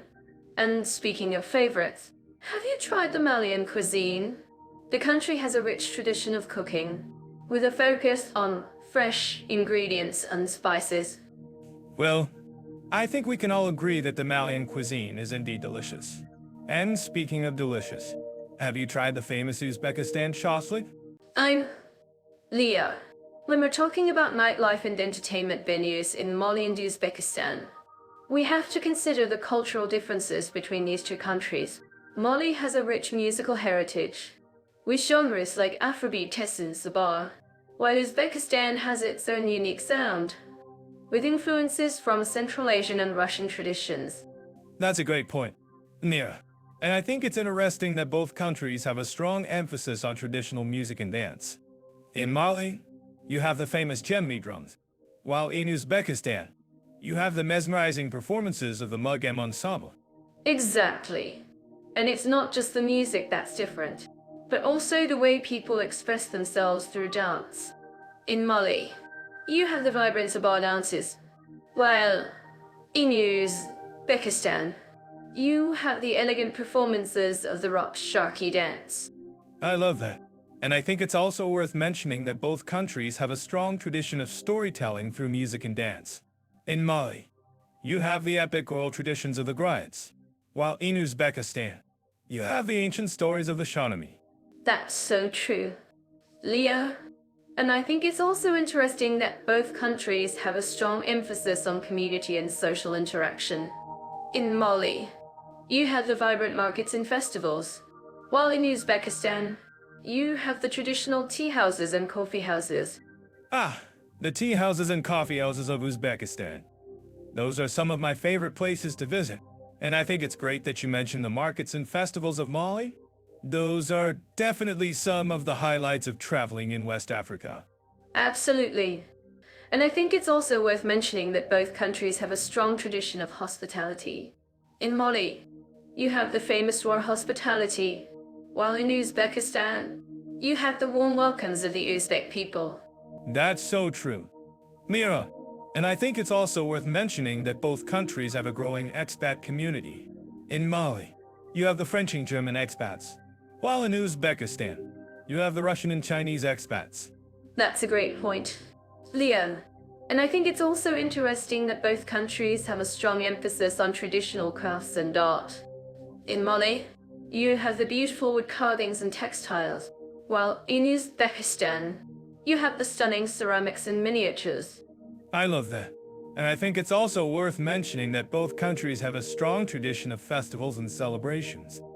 In Mali, you have the vibrant festival Odezin, while in Uzbekistan, you have the colorful Navraz celebrations. That's so true, Leo. And I think it's also interesting that both countries have a strong emphasis on storytelling and oral traditions. In Mali, you have the epic oral traditions of the griots, while in Uzbekistan, you have the ancient stories of the Shahnameh. Ah, the Shahnameh. That's such an incredible work of literature. And I think it's also worth mentioning that both countries have a strong tradition of music and dance in their daily lives. In Mali, you have the vibrant Zabar dances, while in Uzbekistan, you have the elegant performances of the rock Sharki dance. That's so true, Leo. And I think it's also interesting that both countries have a strong emphasis on community and social interaction. In Mali, you have the vibrant markets and festivals, while in Uzbekistan, you have the traditional tea houses and coffee houses. Ah, the tea houses and coffee houses of Uzbekistan.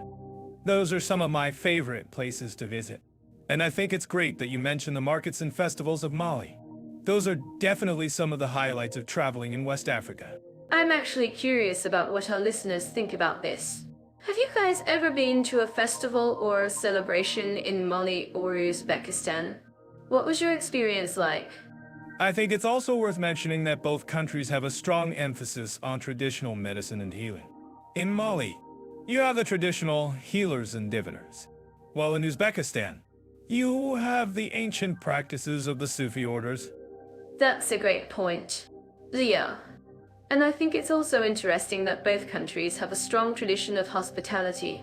In Mali, you have the famous war hospitality, while in Uzbekistan, you have the warm welcomes of the Uzbek people.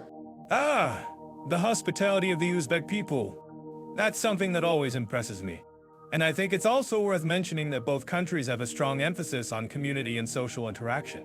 In Mali, you have the vibrant markets and festivals, while in Uzbekistan, you have the traditional tea houses and coffee houses. I think we've covered a lot of ground in this conversation, Leo. But before we move on to the next topic, I just want to say that I'm so grateful to have had this conversation with you. Absolutely. Mira. And I think it's also worth mentioning that both countries have a strong tradition of music and dance in their daily lives. In Mali, you have the vibrance of bar dances, while in Uzbekistan, you have the elegant performances of the rock sharky dance. That's all for now. Thanks. Thank you for tuning into this episode of our podcast. Don't forget to subscribe and follow us on social media for more exciting conversations about Mali and Uzbekistan. I'm so to dive into the world of family-friendly environments and children's activities in Mali and Uzbekistan. Both countries have a rich cultural heritage, and I'm curious to see how they cater to families with kids. Great choice of topics.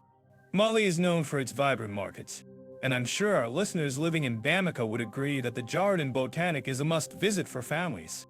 The park is like a mini paradise, with a lake, a zoo, and plenty of picnic spots. Exactly. And I think Uzbekistan has some amazing museums that are perfect for kids. The Museum of History of Uzbekistan in Tashkent has a wonderful collection of artifacts that will transport your little ones to the ancient Silk Road. That's a great point. Mira, the museum is like a time machine, and I'm sure the kids will love seeing the exhibits on the history of Uzbekistan. But what about the city's parks? Do you think they're as lively as Mali's? Oh, absolutely. The Amir Tenir Park in Tashkent is a favorite among locals and tourists alike. It's like a big playground, with plenty of green spaces, fountains, and even a mini train that takes you on a fun tour of the park. A mini train. That sounds like a great way to keep kids entertained. And I'm sure our listeners will appreciate the park's emphasis on community events and cultural festivals. But what about food?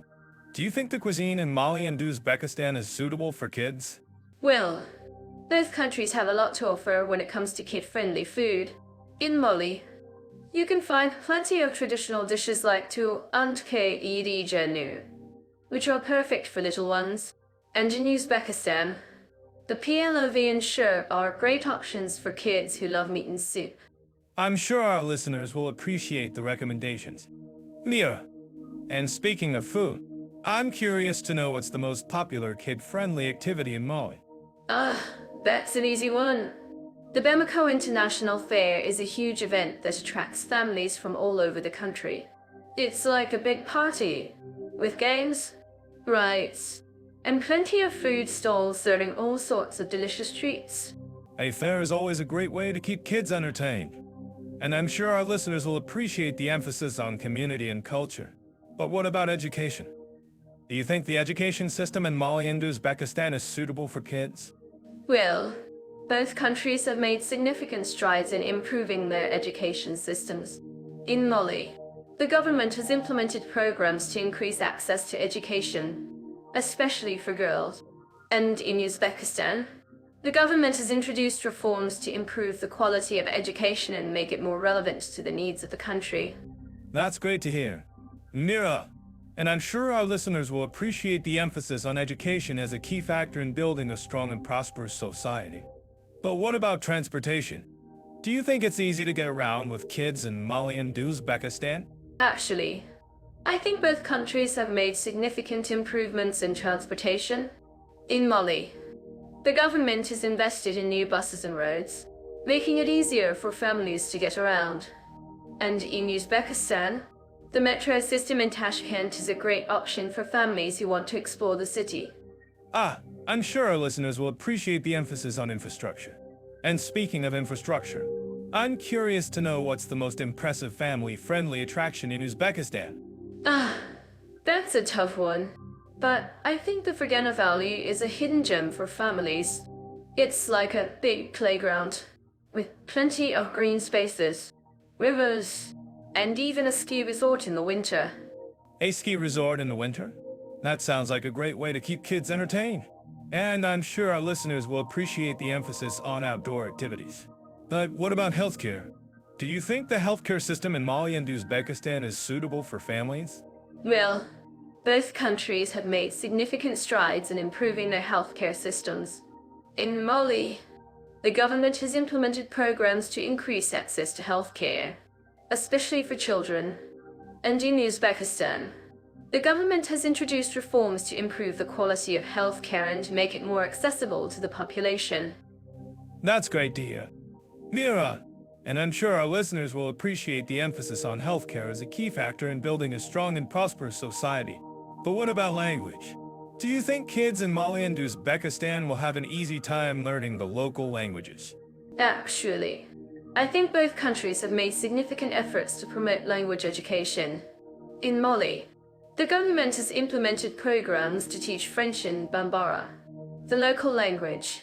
And in Uzbekistan, the government has introduced reforms to improve language education and make it more relevant to the needs of the country. That's great to hear. Mira, and I'm sure our listeners will appreciate the emphasis on language education. Well, I think that's all the time we have for today's topic. Thanks for joining me, Mira. And I hope our listeners will continue to explore the wonderful world of family-friendly environments and children's activities in Mali and Uzbekistan. Thank you. Leah, it was a pleasure chatting with you about this topic.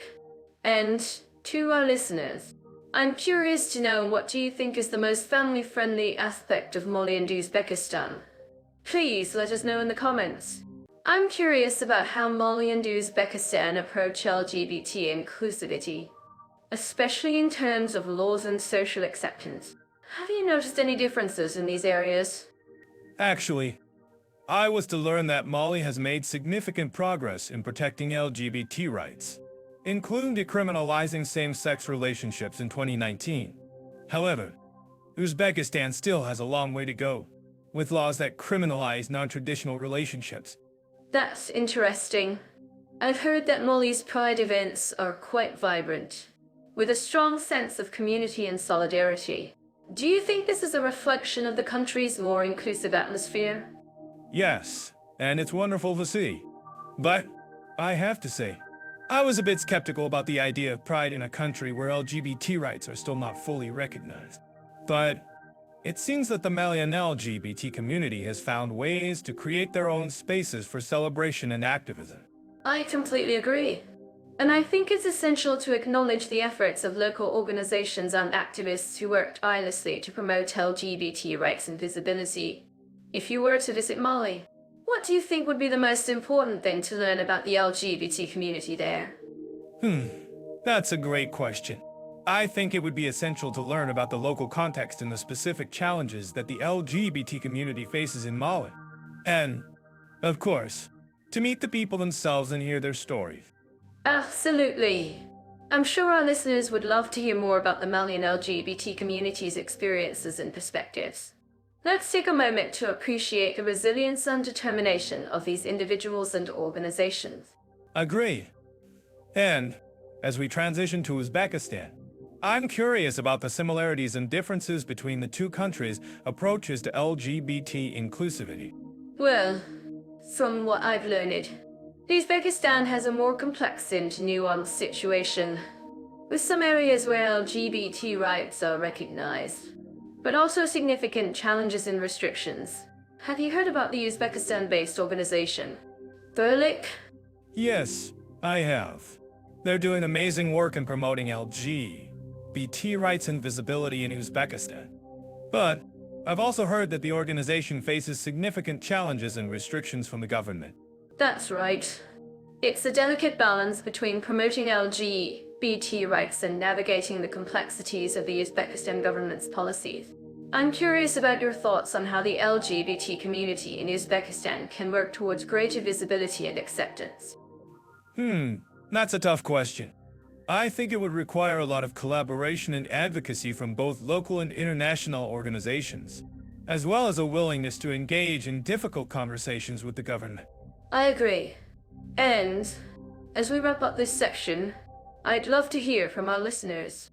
Have any of you experienced similar challenges or successes in promoting LGBT inclusivity in your own communities?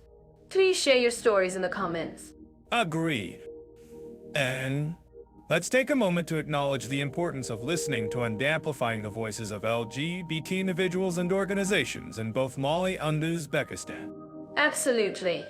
And as we move forward, I'm curious about how we can continue to support and promote LGBT inclusivity in these countries and beyond. Well, I think it's essential to stay informed and engaged with local organizations and activists, as well as to continue advocating for greater recognition and acceptance of LGBT rights. And so to dive into the topic of hospitality and attitudes towards foreigners in Mali and Uzbekistan, I've heard that in Mali, the concept of Terenge is all about welcoming guests with open arms. Can you imagine having a whole nation's hospitality at your beck and call? Yes, and it's not just about being friendly. Mira, in Mali, Terenge is an actual philosophy that emphasizes the importance of showing respect and generosity to visitors. It's all about creating a sense of belonging and making people feel at home. I'm curious. Mira, have you ever experienced Terenge firsthand?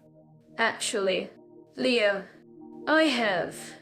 During my visit to Mali, I was invited to a traditional dinner at a local's home. The hostess, Satu, welcomed me with a warm hug and a plate of delicious jollof rice.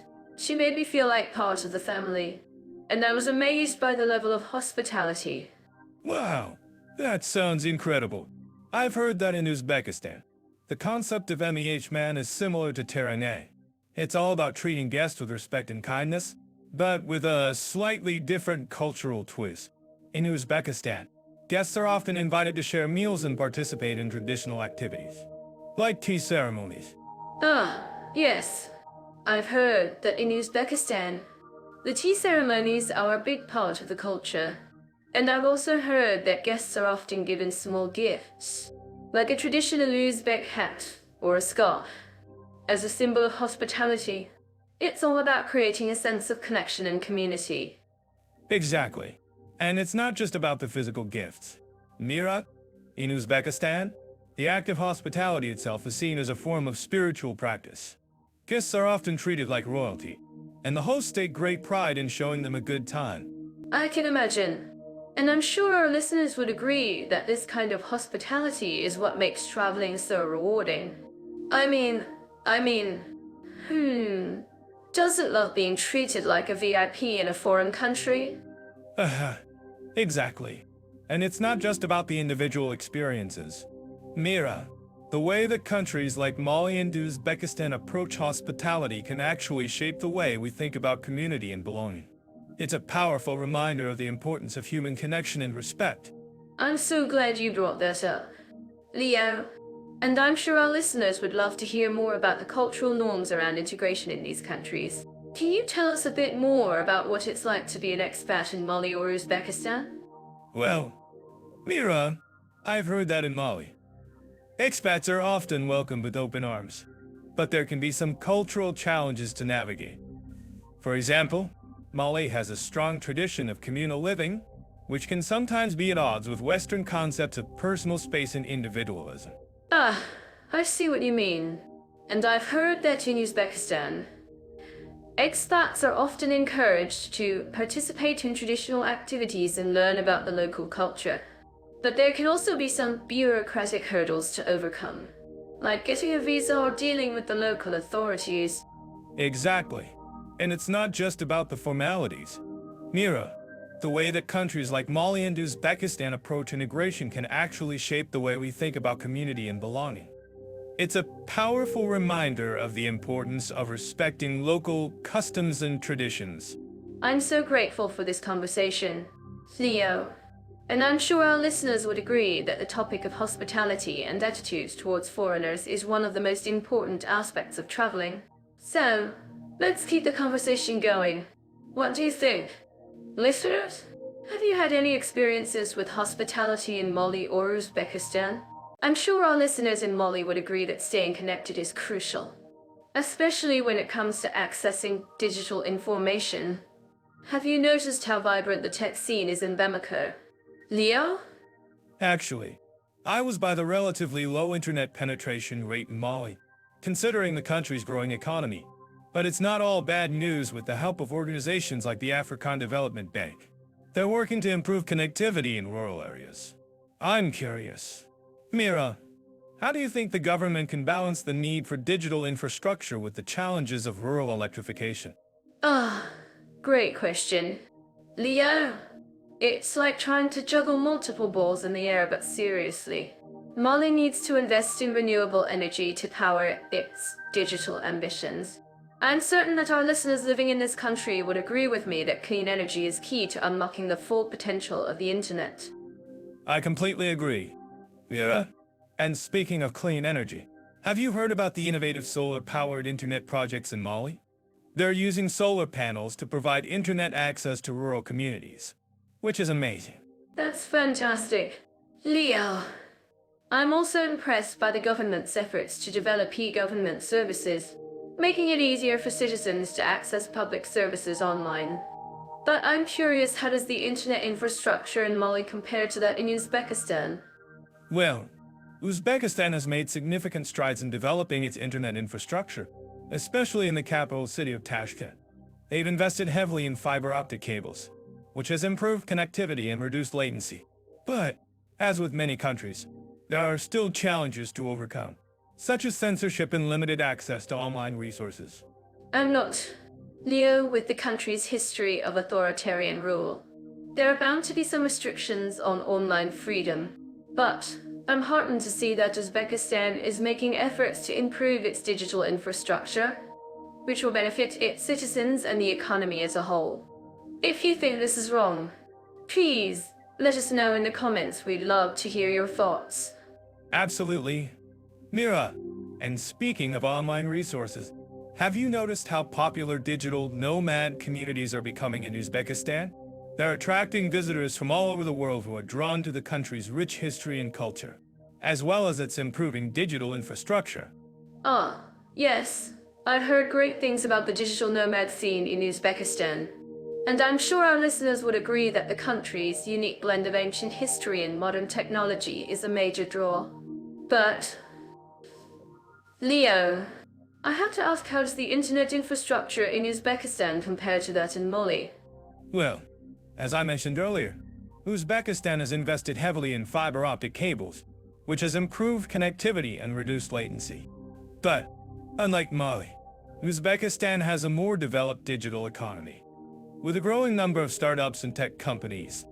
I'm curious, Mira, how do you think the government can support the growth of the digital economy in Uzbekistan? Oh, great question. Leo, I think the government needs to provide more funding and support for startups and tech companies, as well as create a more favorable business environment. And speaking of business, have you noticed how popular e-commerce is becoming in Uzbekistan? They're using online platforms to sell everything from traditional handicrafts to modern electronics. I've heard that. Mira, and it's great to see how online marketplaces are helping to promote local businesses and artisans. But I have to ask, how does the government balance the need for online regulation with the need to protect individual freedoms and online security? Ah, great question. Leo, I think the government needs to strike a balance between regulation and individual freedoms, while also ensuring that online security is a top priority. And speaking of security, have you noticed how popular digital payment systems are becoming in Uzbekistan? They're using online platforms to make payments and transfer money securely. I've heard that. Mira, and it's great to see how digital payment systems are making it easier for people to conduct online transactions. But I have to ask, how does the government ensure that online transactions are secure and protected from cyber threats? Ah, great question. Leo, I think the government needs to invest in cybersecurity measures and work with the private sector to ensure that online transactions are secure and protected. And speaking of cybersecurity, have you noticed how popular online education platforms are becoming in Mali? Yes, I've heard great things about the online education platforms in Mali. They're using digital tools to make education more accessible and affordable for people in rural areas. And speaking of digital tools, have you noticed how popular mobile apps are becoming in Uzbekistan? Oh, yes. I've heard that mobile apps are becoming increasingly popular in Uzbekistan, especially for things like online shopping and food delivery. And speaking of food, Have you tried the traditional Uzbek dish? PLOV. Ah, yes, I've tried it. And it's delicious. But I have to ask, how does the government balance the need for online regulation with the need to promote local cuisine and culture? Great question. Leo, I think the government needs to strike a balance between regulation and promotion, while also ensuring that online platforms are accessible and user-friendly. And speaking of user-friendliness, have you noticed how popular online language learning platforms are becoming in Mali? Ah, yes, I've heard great things about the online language learning platforms in Mali. They're using digital tools to make language learning more accessible and fun for people. And speaking of fun, have you noticed how popular online gaming platforms are becoming in Uzbekistan? Yes, I've heard that online gaming platforms are becoming increasingly popular in Uzbekistan, especially for games like FIFA and Call of Duty. And speaking of games, have you tried the traditional Uzbek board game? Tjizik Bulgara? Ah, yes, I've tried it, and it's a lot of fun. But I have to ask, how does the government balance the need for online regulation with the need to promote local culture and traditions? Great question. Leo, I think the government needs to strike a balance between regulation and promotion, while also ensuring that online platforms are accessible and user-friendly. And speaking of user-friendliness, have you noticed how popular online travel platforms are becoming in Mali? Ah, yes, I've heard great things about the online travel platforms in Mali. They're using digital tools to make travel planning more accessible and affordable for people. And speaking of travel, have you tried the traditional Uzbek dish? Shashlik? Yes, I've tried it, and it's delicious. But I have to ask, how does the government balance the need for online regulation with the need to promote local cuisine and culture? Ah, great question. Mira, I think the government needs to strike a balance between regulation and promotion, while also ensuring that online platforms are accessible and user-friendly. And speaking, I'm thrilled to dive into the shopping scene in Mali and Uzbekistan. And I'm sure our listeners are curious about the price-performance balance in these countries. Let's start with Mali's bustling markets, where you can find everything from vibrant textiles to colorful pottery. I'm certain that our listeners living in this country would agree with me that the markets are a treasure trove of unique finds. that's right. Mira, Mali's markets are a sensory experience, with the sounds, smells, and sights of traditional African commerce. But, let's be real. Shopping in Mali can be a bit of a challenge, especially for foreigners who don't speak the local language. I've had my fair share of misadventures in the markets. Like the time I tried to haggle for a price and ended up paying triple what I wanted to pay. Oh, Leo, you're such a terrible negotiator.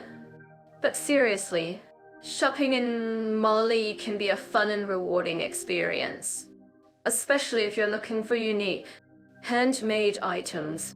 And, of course, the prices are often very reasonable. I've found some amazing deals on traditional clothing and jewelry in the markets. That's true. Mira, but you have to be careful what you're buying. I've seen some counterfeit goods in the markets, like fake designer handbags and knockoff electronics. It's not worth the risk, if you ask me. But if you're looking for authentic, handmade items, Mali's markets are definitely worth checking out. That's a great point. Leo, and let's not forget about the shopping malls in Mali. They're not as common as the markets, but they're definitely a more modern and convenient option for shopping. I've heard that the malls in Bamako, the capital city, have a great selection of international brands and local boutiques. Yes, Mira, the malls in Bamako are definitely a step up from the markets. But let's talk about Uzbekistan's shopping scene. I've heard that the markets in Samarkand and Bukhara are some of the most vibrant and colorful in the country. And, of course, the prices are often very reasonable, especially for traditional items like carpets and textiles. That's right. Leo! Uzbekistan's markets are a shopper's paradise, with a vast array of traditional goods and handicrafts. And let's not forget about the shopping malls in Tashkent, the capital city. They're not as big as the malls in Bamako, but they're definitely a more modern and convenient option for shopping. Ah, yes. The malls in Tashkent are definitely worth checking out. But let's talk about the price-performance balance in both countries. I've heard that Mali has a relatively low cost of living, especially compared to other countries in West Africa. But is the price-performance balance really that good in Mali? Well, Leo, it's a mixed bag. Really, while Mali's markets are definitely a treasure trove of unique finds, the prices can be a bit steep at times.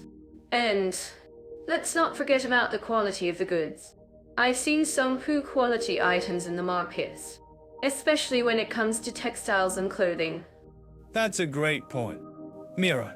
And let's talk about Uzbekistan's price-performance balance. I've heard that the country has a relatively high cost of living, especially compared to other countries in Central Asia. But is the quality of the goods really worth the price? That's a great question. Leo, while Uzbekistan's markets are definitely a shopper's paradise, the prices can be a bit steep at times. And let's not forget about the quality of the goods. I've seen some beautiful, handmade items in the markets, but the prices can be a bit out of range for some budgets. Ah, I see what you mean, Mira. But let's talk about the value for money aspect of shopping in both countries. I've heard that Mali has a relatively high value for money ratio, especially when it comes to traditional items like clothing and jewelry. Leo! Mali's markets are definitely a great place to find unique, handmade items at reasonable prices. And let's not forget about the cultural experience of shopping in the markets. It's a truly immersive experience that's not to be missed. I agree, Mira. And let's talk about Uzbekistan's value for money ratio.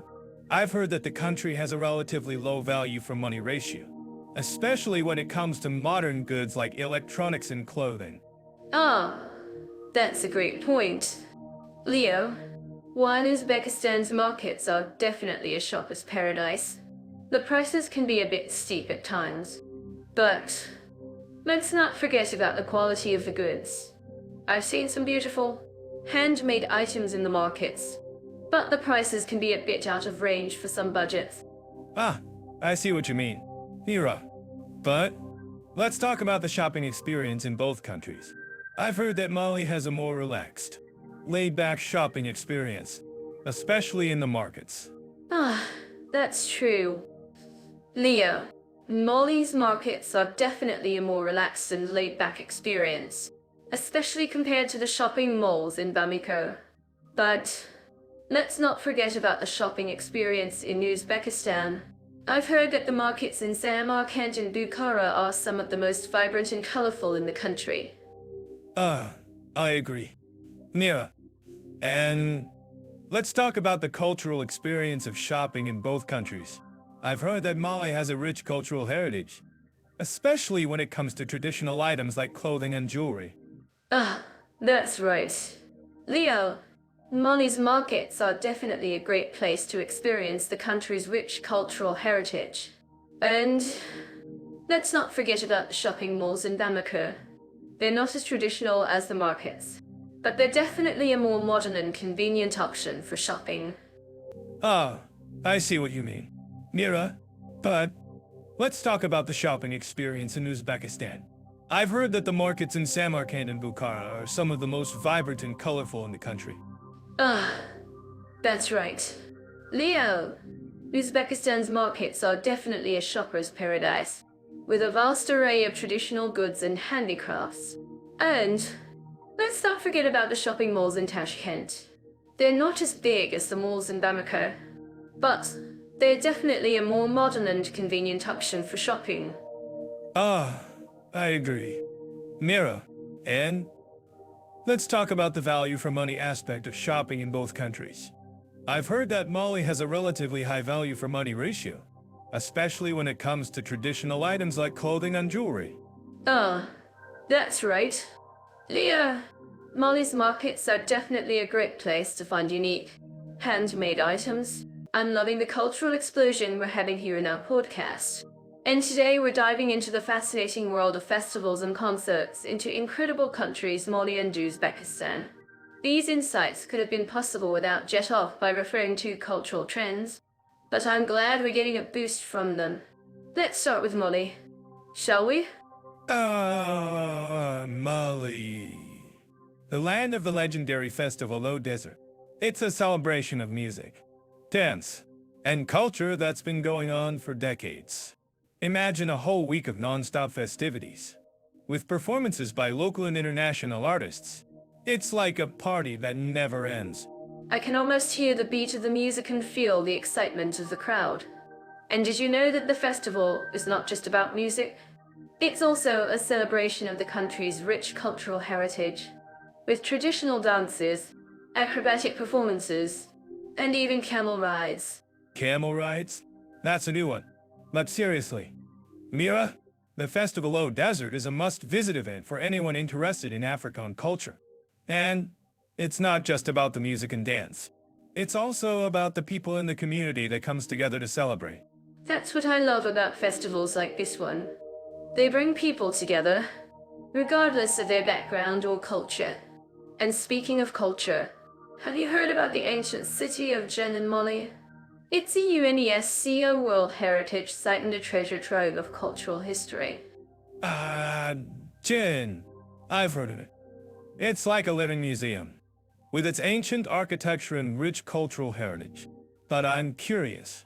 Mira, what's the connection between Djenné and the Festival Low Desert?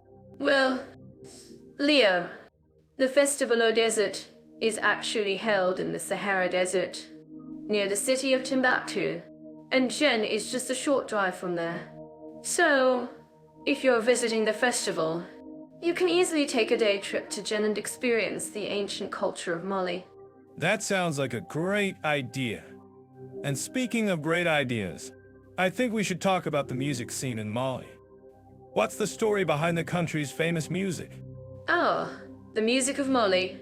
It's a fusion of traditional and modern styles, with a focus on acoustic instruments like the kora and the djembe. And did you know that the country has produced some of the most famous African musicians of all time, like Khalifa Couture and Mali Diabate? Wow, I had no idea. I'm a big fan of African music, and I can see why Mali is a hub for musicians from all over the continent. But I'm curious, Mira, what about Uzbekistan? What's the cultural scene like there? Uzbekistan, the land of the ancient Silk Road and the vibrant city of Samarkand. The cultural scene in Uzbekistan is incredibly rich, with a focus on traditional music, dance, and theater. And did you know that the country has a long tradition of Sufi music and poetry? Sufi music? I've heard of it, but I've never really listened to it before. Can you tell me more about it? Sure thing. Leo, Sufi music is a form of devotional music that originated in the Middle East and Central Asia. It's characterized by its use of instruments like the tanbur and the ney, and its focus on spiritual themes and poetry. And did you know that Uzbekistan has a thriving music scene, with many young musicians experimenting with new styles and genres? That's fascinating. I love the idea of blending traditional and modern styles. And speaking of modern styles, what about the concert opportunities in Uzbekistan? Are there any famous venues or festivals that we should know about? Oh, yes. Uzbekistan has a number of excellent concert venues, including the Tashkent Concert Hall and the Samarkand Opera House. And did you know that the country hosts a number of international music festivals, including the Tashkent Jazz Festival and the Samarkand Music Festival? Well, I'm impressed. I had no idea that Uzbekistan had such a vibrant music scene. And speaking of music, I think we should wrap up this criterion by talking about the connection between Mali and Uzbekistan. What do you think is the common thread between these two countries? That's a great question. Leo, I think the common thread between Mali and Uzbekistan is their rich cultural heritage and their love of music and dance. Both countries have a deep appreciation for traditional arts and a desire to preserve their cultural identity. I couldn't agree more. Mira, and speaking of preserving cultural identity, I think we should end this criterion by saying that cultural events and festivals are not just important for tourism, but also for preserving cultural heritage. And if you think this is wrong, please let us know in the comments. Well, I think that's a great note to end on, Theo. And don't forget to check out Jetol for more information on cultural events and festivals in Mali and Uzbekistan. I'm curious to know how Mali and Uzbekistan handle language education for foreigners. Do you people really make an effort to learn the local language? Or is it mainly tourist-friendly areas where they speak English? Great point. Mira, in Mali, you'll notice that many people, especially in the younger generation, are eager to practice their English skills. However, there are also some fantastic language schools and programs available, especially in Bamako. That's interesting. I've heard that Mali has a strong focus on French language education. Does that make it easier for foreigners to learn the local language? Well, Mali is a francophone country, but you'll still find many locals who speak Bambara, the national language. It's not as widely spoken as French, but it's still an essential part of Malian culture. I see. So, what about Uzbekistan? Is it a more challenging language to learn? Or are there some great resources available for foreigners? Actually, Uzbek is a relatively easy language to learn, especially if you're familiar with Turkish or Arabic. There are also some excellent language schools and programs in Tashkent and other major cities. That's great to hear. I've heard that Uzbekistan has a strong tradition of hospitality and welcoming foreigners. Does that make it easier for people to learn the local language and integrate into the community? Absolutely. Uzbeks are known for their warm hospitality, and many locals are eager to practice their English skills with foreigners. However, it's still essential to learn some basic Uzbek phrases to show respect and appreciation for the culture. I'm sure our listeners would agree that learning a local language is essential for truly immersing oneself in a culture. What about language schools and programs in both Mali and Uzbekistan? Are there any that stand out as particularly effective? In Mali, there are some excellent language schools in Bamako that offer courses in Bambara and French. One of the most popular programs is the Mali Language and Culture Program, which provides comprehensive language training and cultural immersion experiences. That sounds like a great resource. What about Uzbekistan? Are there any language schools or programs that stand out as particularly effective? In Tashkent, there are several language schools that offer courses in Uzbek, including the Tashkent State University's Language Center. They provide a range of programs, from beginner to advanced levels, and also offer cultural immersion experiences. I'm sure our listeners would appreciate it if we could provide some tips on how to learn the local language in both Mali and Uzbekistan. What are strategies that have worked for you? Well, one of the most effective strategies is to immerse yourself in the language as much as possible. Listen to local music, watch TV shows and movies in the local language, and try to practice speaking with locals as much as possible. That's great advice. I've also found that using language learning apps and online resources can be incredibly helpful. What are some of your favorite language learning apps and online resources? I'm a big fan of Duolingo and Babel. They're both excellent resources for learning new languages, and they're also very user-friendly. I completely agree. Using language learning apps and online resources can be a great way to supplement traditional language classes and make progress at your own pace. What about cultural immersion experiences? Are there any that stand out as particularly effective in Mali and Uzbekistan? In Mali, one of the best cultural immersion experiences is the Mali Homestay Program, which allows foreigners to live with local families and learn about Malian culture firsthand. That sounds like an incredible experience. What about Uzbekistan? Are there any cultural immersion experiences that stand out as particularly effective? In Uzbekistan, one of the best cultural immersion experiences is the Uzbekistan Homestay Program, which allows foreigners to live with local families and learn about Uzbek culture firsthand. I'm sure our listeners would appreciate it if we could provide some final tips on how to learn the local language in both Mali and Uzbekistan. What are some additional strategies that have worked for you? Well, one of the most important things is to be patient and persistent. Learning a new language takes time and effort, but it's well worth it in the end. I completely agree. Learning a new language can be challenging, but it's also incredibly rewarding. What about our listeners who are interested in learning more about Mali and Uzbekistan? Are there any additional resources or tips that you would recommend? Ah, yes. One of the best resources is the Mali and Uzbekistan tourism boards, which provide a wealth of information on language, culture, and tourism in both countries. I'm sure our listeners will find that information incredibly helpful. Finally, what about our listeners who are planning to visit Mali and Uzbekistan? Are there any tips or advice that you would like to share? Well, one of the most important things is to be respectful of local customs and traditions. Also, be sure to try some of the local cuisine, which is delicious and varied in both countries. I completely agree.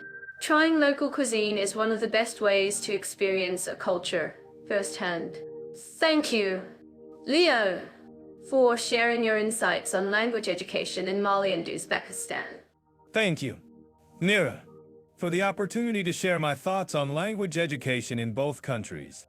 I hope our listeners have found this conversation helpful and informative. When it comes to safety and comfort for women travelers, Mali and Uzbekistan are two countries that have garnered quite a bit of attention.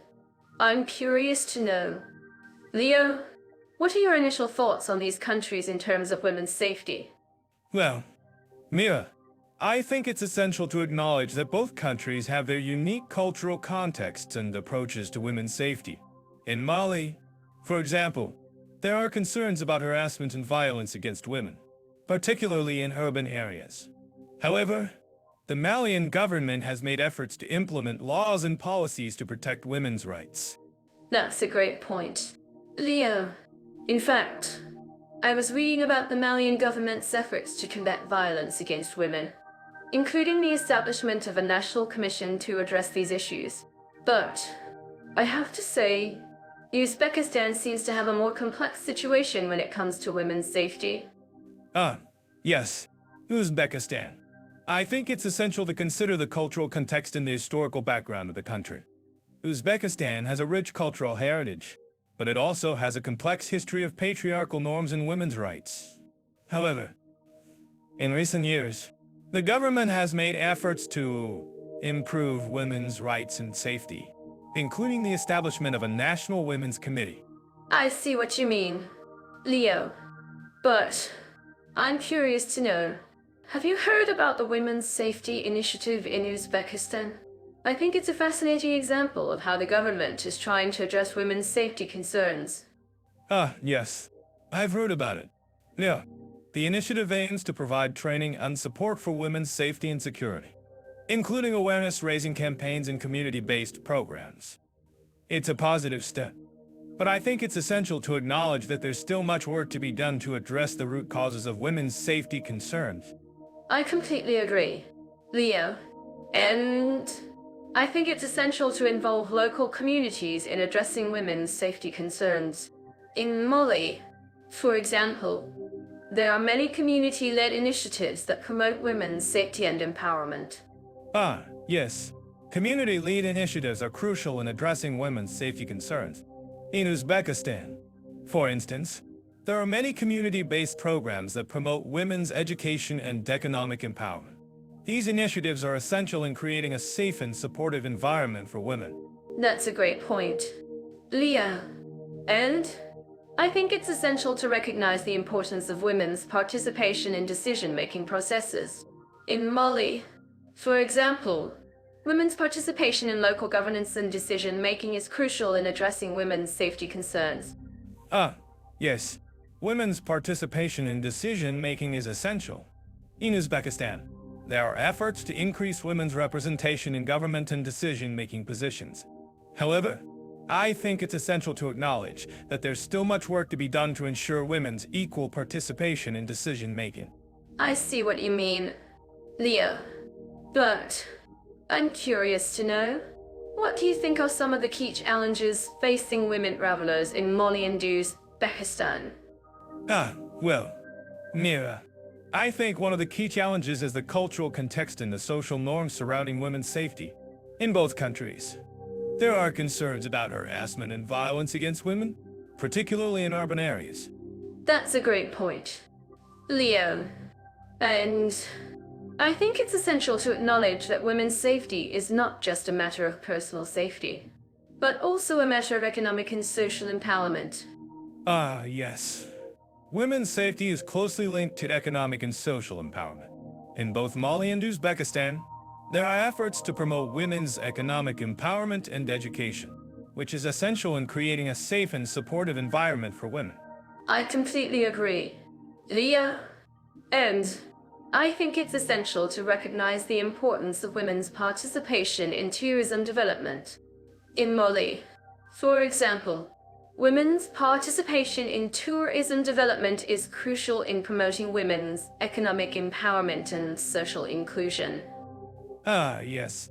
Women's participation in tourism development is essential. In Uzbekistan, there are efforts to promote women's participation in tourism development, including the establishment of women-led tour operators and travel agencies. That's a great point, Leo.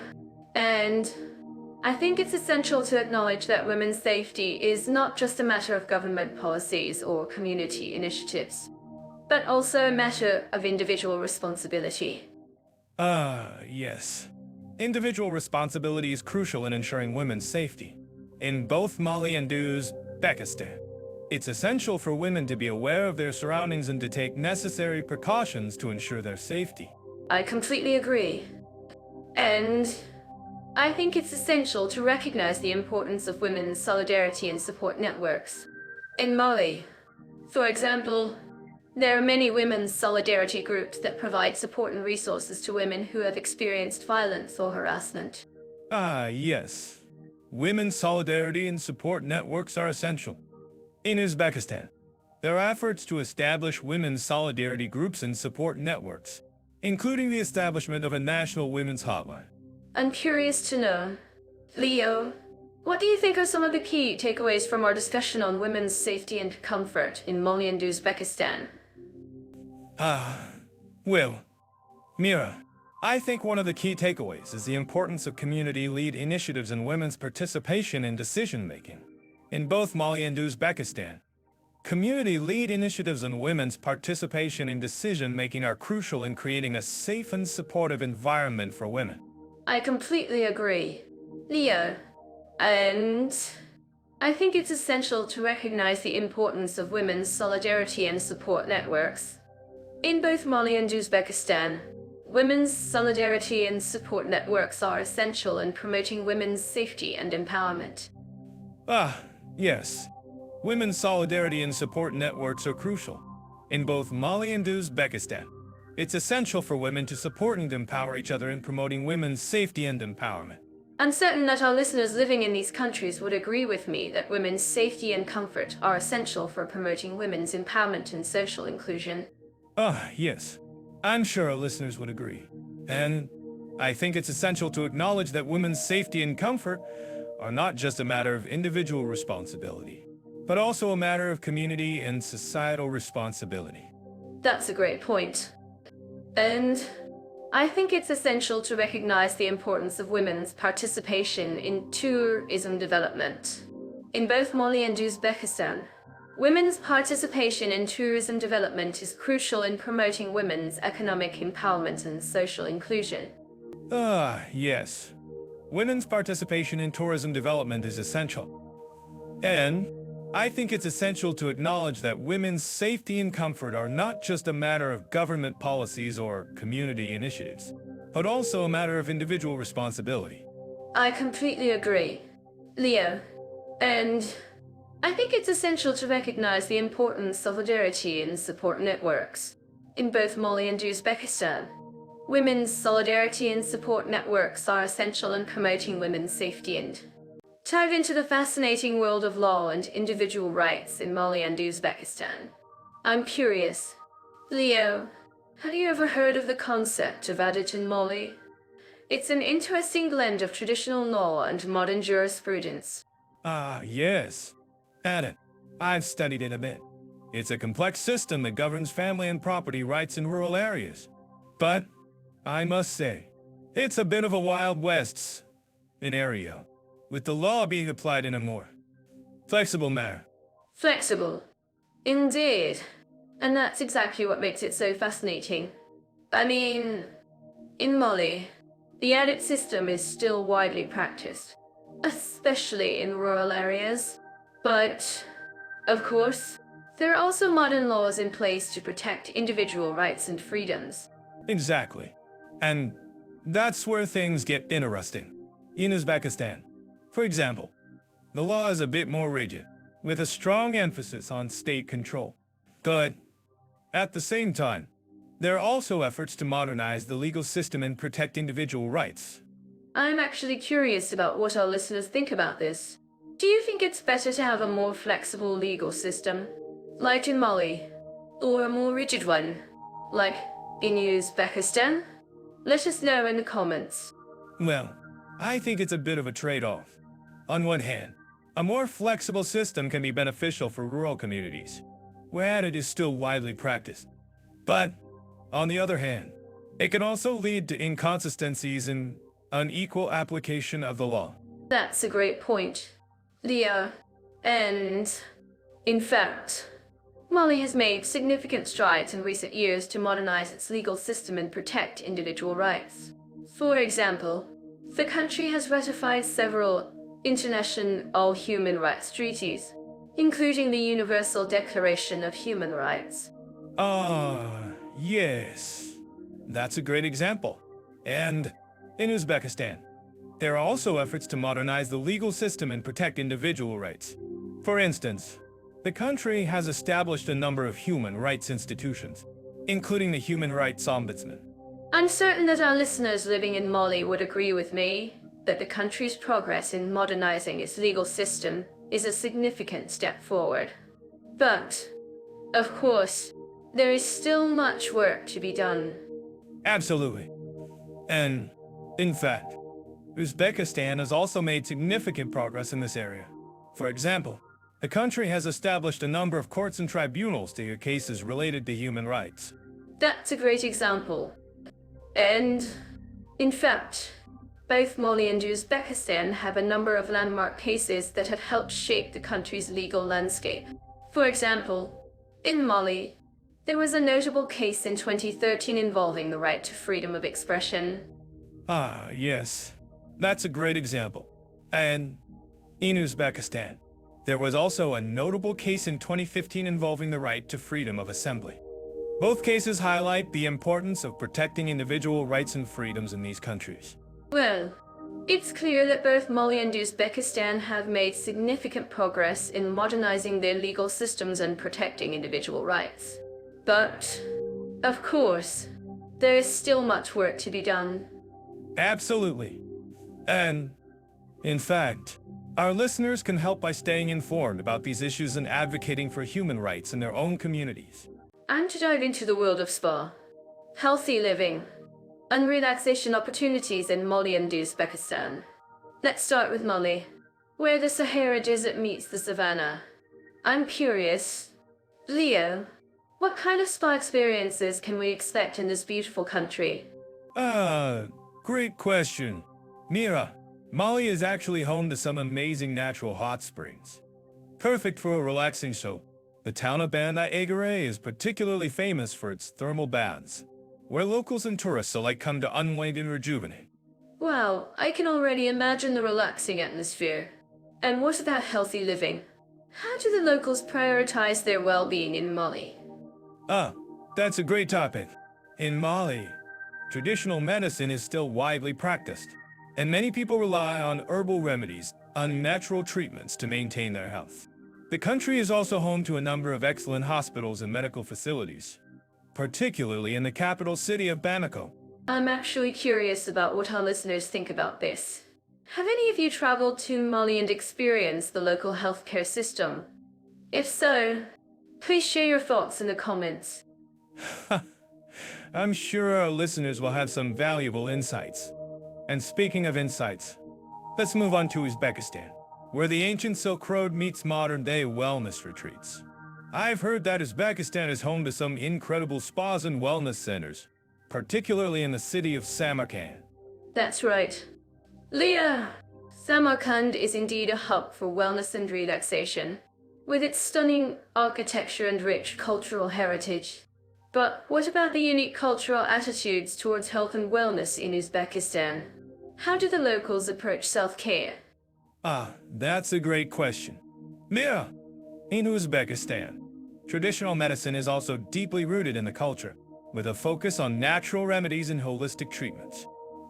The country is also home to a number of excellent spas and wellness centers, particularly in the capital city of Tashkent. I'm curious. Leo, have you ever tried any of the traditional Uzbek remedies?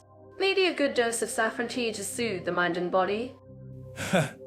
I have tried saffron tea, and it's quite delightful. But what I find fascinating is the way that Uzbekistan blends traditional medicine with modern wellness practices. It's a unique approach to health and wellness that's definitely worth exploring. I completely agree. Leo, and speaking of unique approaches, let's talk about the traditional hammam mess of Mali. Have you ever experienced the thrill of a traditional Malian hammam? Leo? Ah, yes, I am. And it was an unforgettable experience. The hammames in Mali are truly a cultural treasure, with their stunning architecture and rich history. And the best part? The locals are always welcoming and happy to share their knowledge of traditional medicine and wellness practices. I'm certain that our listening in Mali would agree with me. The hammames are indeed a highlight of the country's cultural heritage. And what about our listeners in Uzbekistan? Have any of you tried the traditional Uzbek hammames or spas? If so, please share your experiences in the comments. I'm sure our listeners will have some great recommendations. And speaking of recommendations, I'd love to hear from our listeners about their favorite spa experiences in both Mali and Uzbekistan. Maybe we can even plan a future podcast episode on the topic. That's a great idea. Leo, and finally, let's talk about the importance of relaxation and self-care in both Mali and Uzbekistan. What do you think our listeners can learn from the local approaches to wellness and relaxation? That's a great question. Mira, I think our listeners can learn a lot from the emphasis on traditional medicine and holistic treatments in both Mali and Uzbekistan. It's a reminder that wellness and relaxation are not just about physical health, but also about mental and emotional well-being. I couldn't agree more. Leo, and with that, I think we've covered a lot of ground on the topic of spa, healthy living, and relaxation opportunities in Mali and Uzbekistan. Thanks for joining me on this journey, and I hope our listeners have enjoyed this episode as much as I have. It's been my pleasure, Mira, and to our listeners. Thanks for tuning in and sharing your thoughts and experiences in the comments. Don't forget to like and subscribe to our podcast for more exciting episodes on travel, culture, and wellness. I'm so to dive into the world of spirituality in Mali, where Islam and traditional African beliefs blend together in a beautiful way. From the vibrant markets to the majestic mosques, you can feel the energy of the community. I'm curious. Leo, what do you think draws people to Mali's spiritual scene? Mir, you're always so full of enthusiasm. But, seriously, Mali has a rich cultural heritage, and its spiritual landscape is no exception. The country's history as a major trading hub has made it a melting pot of different faiths and traditions. I think what's fascinating is how these influences have shaped the country's unique approach to spirituality. Exactly. And it's not just the blend of faiths that's interesting, it's also the way that Malians approach spirituality in everyday life. I've noticed that even in bustling cities like Bamako, people often take time to pray and reflect, even if it's just for a few minutes each day. It's like they're saying, we may be busy, but we still make time for our faith. That's a great point, Mira. And I think it's also worth noting that Mali has a strong tradition of Sufism, which emphasizes the importance of love and compassion in spirituality. This approach has helped to create a sense of community and inclusivity, where people from different backgrounds can come together and share in their faith. Oh, I love that. And speaking of community, I've heard about how important it is for people to feel connected to their faith community. In Mali, I've seen how mosques and churches often become centers of community activity, where people gather not just to pray, but also to socialize and support one another. It's like the old saying goes when you're in a community. You're not just praying for yourself, you're praying for everyone around you. Absolutely. Mira. And I think that's really missing in a lot of modern societies, that sense of connection and community. In Mali, people seem to understand that faith is not just about individual devotion, but also about being part of a larger whole. That's so true, Leo. And I'm curious, have you noticed any differences in how people approach spirituality in Mali compared to other countries? Well, I think one of the biggest differences is the emphasis on tradition and cultural heritage. In Mali, people are very proud of their cultural roots, and they see their faith as an integral part of that heritage. It's like they're saying, our faith is not just something we believe in, it's also a part of who we are as a people. Ah, I see what you mean. And I think that's something that's really beautiful about Mali's spiritual scene, the way that faith is woven into the fabric of everyday life. If you're listening in Mali, I'm curious to hear from you. How do you see your faith influencing your daily life? Great question. Mira, and I think it's worth noting that Mali is not just a place of spiritual exploration, but also a place of great spiritual richness. From the ancient city of Timbuktu to the majestic mosques of Bamako, there's a wealth of spiritual heritage to explore. That's so true. Leo, and I'm curious, what do you think are some of the biggest challenges facing Mali's spiritual scene today?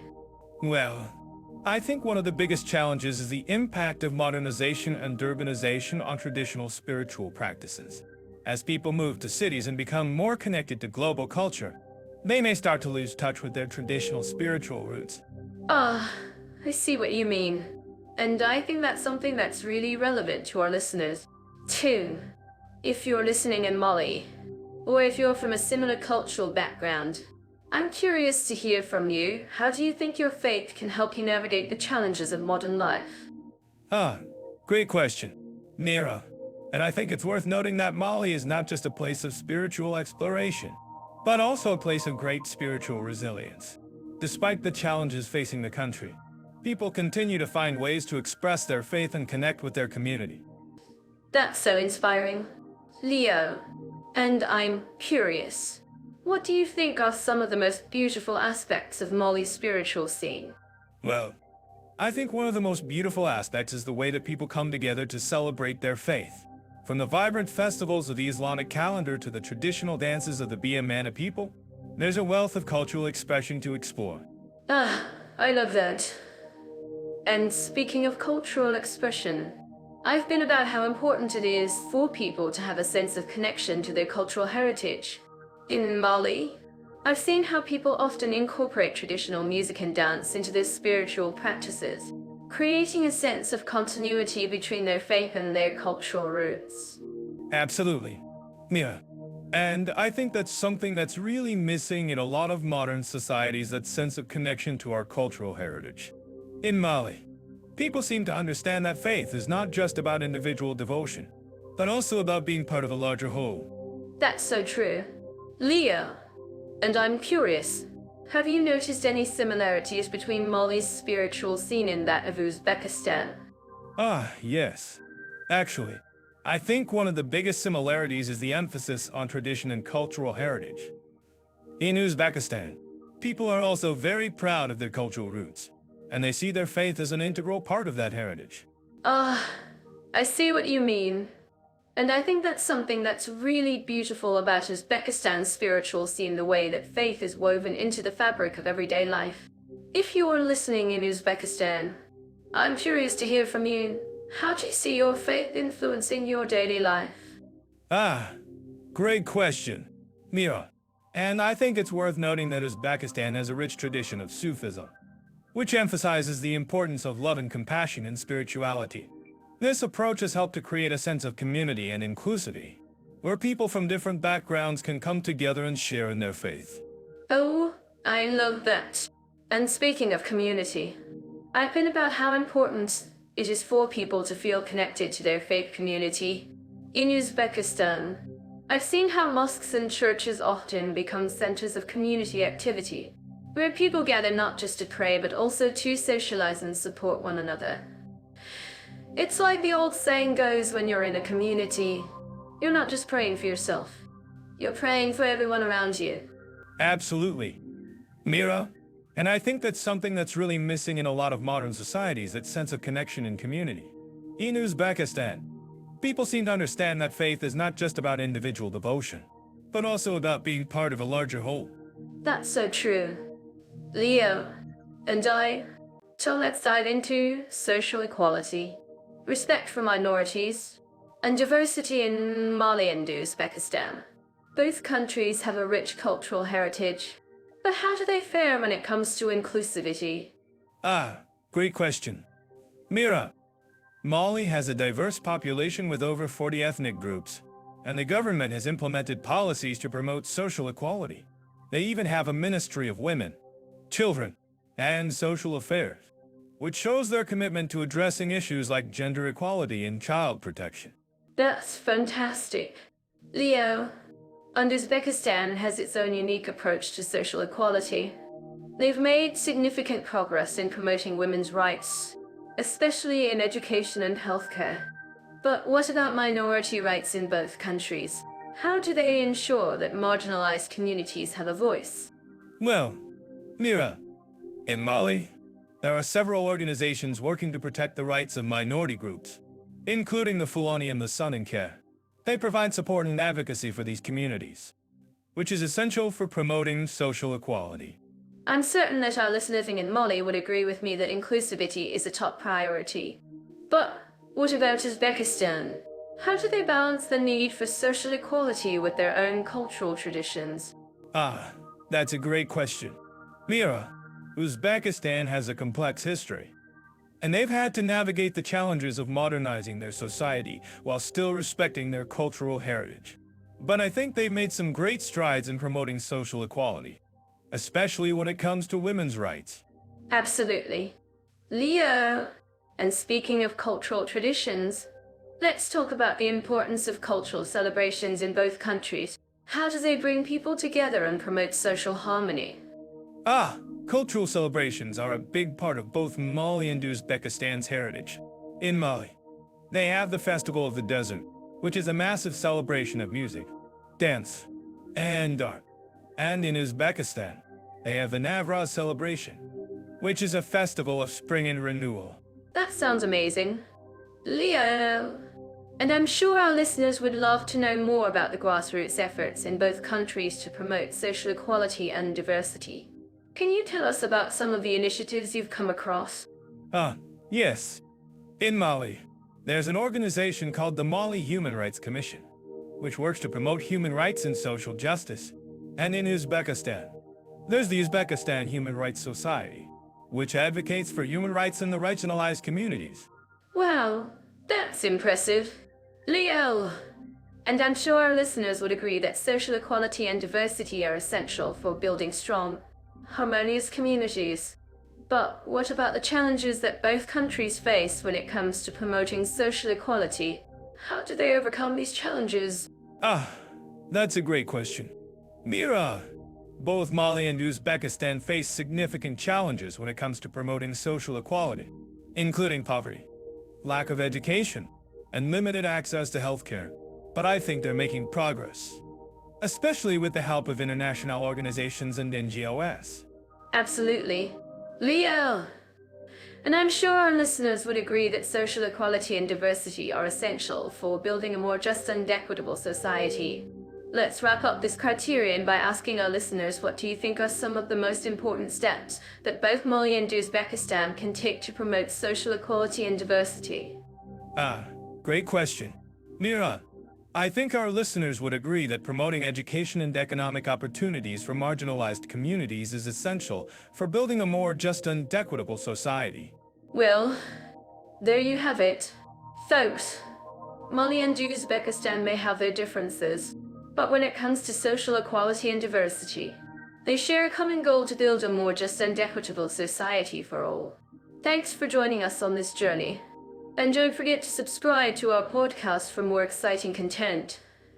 And don't forget to check out our social media channels for more updates and behind-the-scenes peeks into our podcasting adventures. So, let's talk about taxation, retirement, and social rights for long-term immigrants in Mali and Uzbekistan. I'm sure our listeners living in these countries would agree with me that understanding these systems is crucial for making the most of your experience abroad. Absolutely. Mira, and I'm curious to know, what are the tax implications for foreigners in Mali? Do they have a special tax regime for expats? Mali has a relatively simple tax system, and foreigners are generally taxed on their worldwide income. There are some tax exemptions available for non-resident foreigners, which can be a big relief for expats. That's interesting. In Uzbekistan, I've heard that taxes are a bit more complex, especially for foreigners.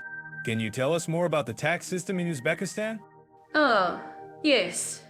Uzbekistan has a more complex tax system, with multiple taxes and levies applying to foreigners. The good news is that Uzbekistan has a relatively low tax rate, and foreigners can enjoy some tax benefits, such as exemptions on certain types of income. Wow, that sounds like a lot to navigate. As an expat, I'd want to make sure I'm taking advantage of all the tax benefits available to me. Can you tell us more about the pension plans available to foreigners in Mali?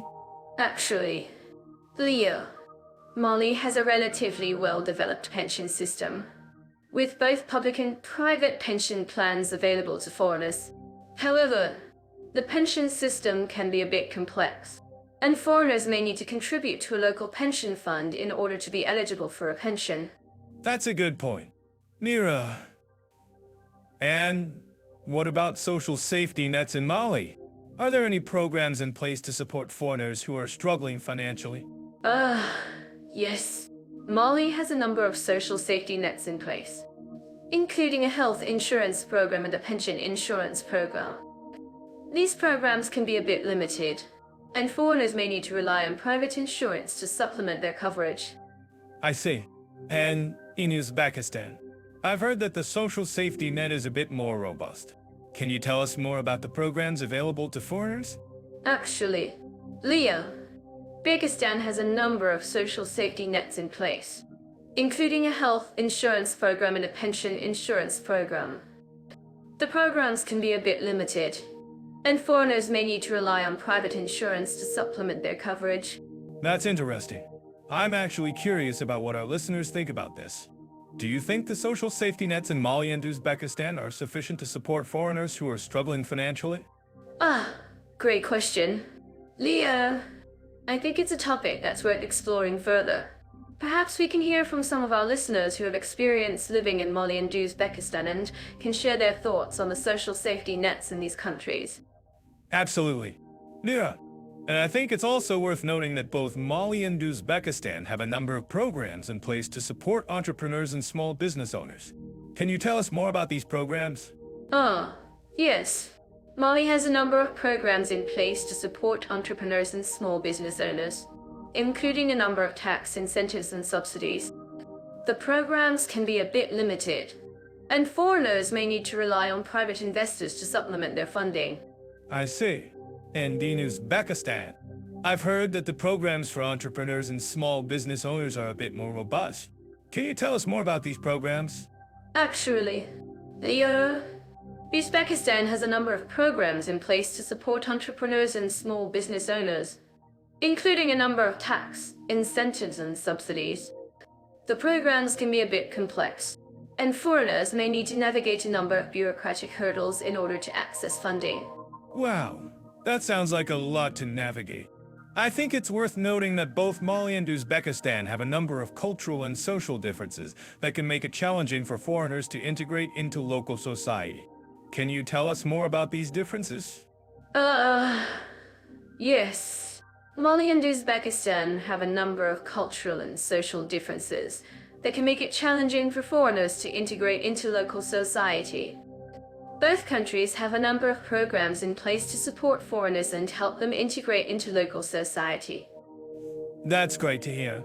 Mira, I think it's also worth noting that both Mali and Uzbekistan have a number of economic challenges that can make it difficult for foreigners to make a living. Can you tell us more about these challenges? Yes. Mali and Uzbekistan have a number of economic challenges that can make it difficult for foreigners to make a living. Both countries have a number of programs in place to support entrepreneurs and small business owners, and foreigners may be able to take advantage of these programs to supplement their income. I see. Well, I think that's all the time we have for today's topic. I hope our listeners found this information helpful in understanding the taxation, retirement, and social rights for long-term immigrants in Mali and Uzbekistan. Absolutely. Leah!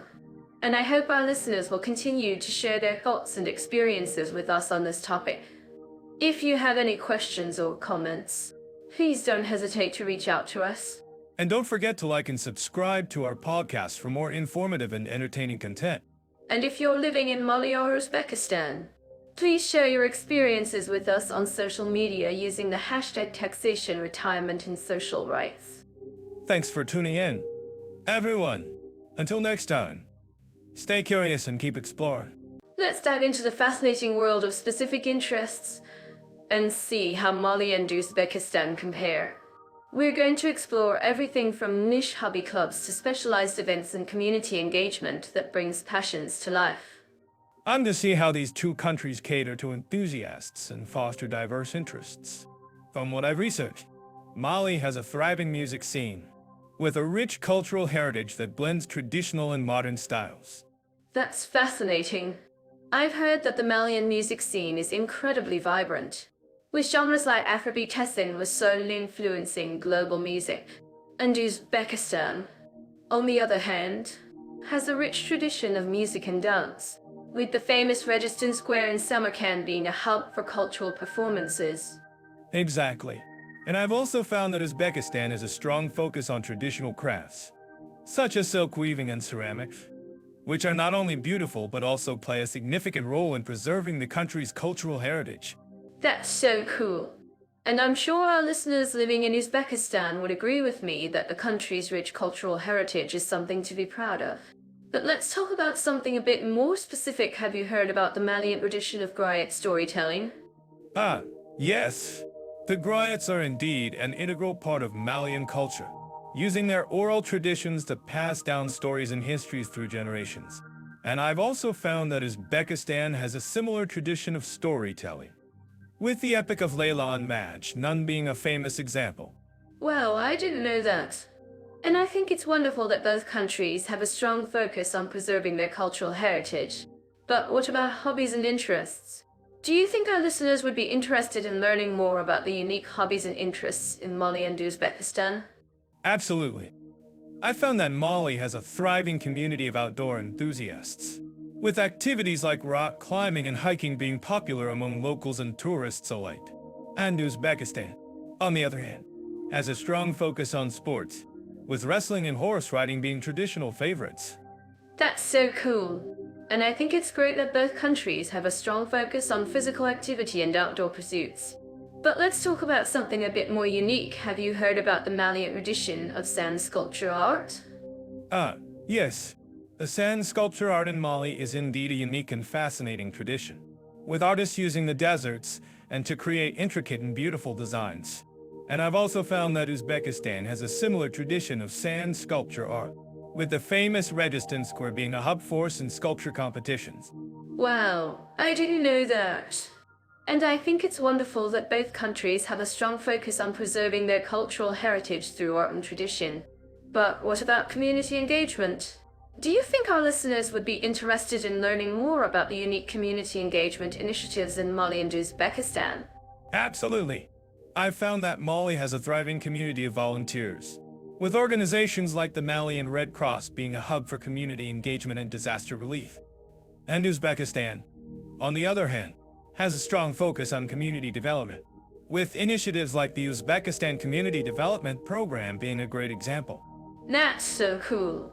And I think it's great that both countries have a strong focus on community engagement and development. But let's talk about something a bit more specific. Have you heard about the Malian tradition of community-based tourism? Yes. The community-based tourism in Mali is indeed a unique and fascinating tradition, with local communities taking an active role in promoting and preserving their cultural heritage. And I've also found that Uzbekistan has a similar tradition of community-based tourism, with the famous Samarkand region being a hub for community-based tourism initiatives. Wow, I didn't know that. And I think it's wonderful that both countries have a strong focus on community engagement and preserving their cultural heritage through tourism. Well, that's all the time we have for today's episode. Thank you for joining us, and we'll be back soon with more comparisons and insights. And don't forget to follow the I YouTube channel for more episodes like this. And hit that bell icon to catch our videos the moment they drop. We'd love for you to share your thoughts, comments, and critiques below. Reading and responding to them truly brightens our day. And as we sign off, I'd like to say that it's been an absolute pleasure comparing Mali and Uzbekistan's unique offerings for enthusiasts and fostering diverse interests. We'll be back soon with more. So, until then, take care and see you in the next one. Warmest wishes from us. And don't forget to explore the fascinating world of specific interests in Mali and Uzbekistan. Who knows what unique hobbies and traditions you might discover.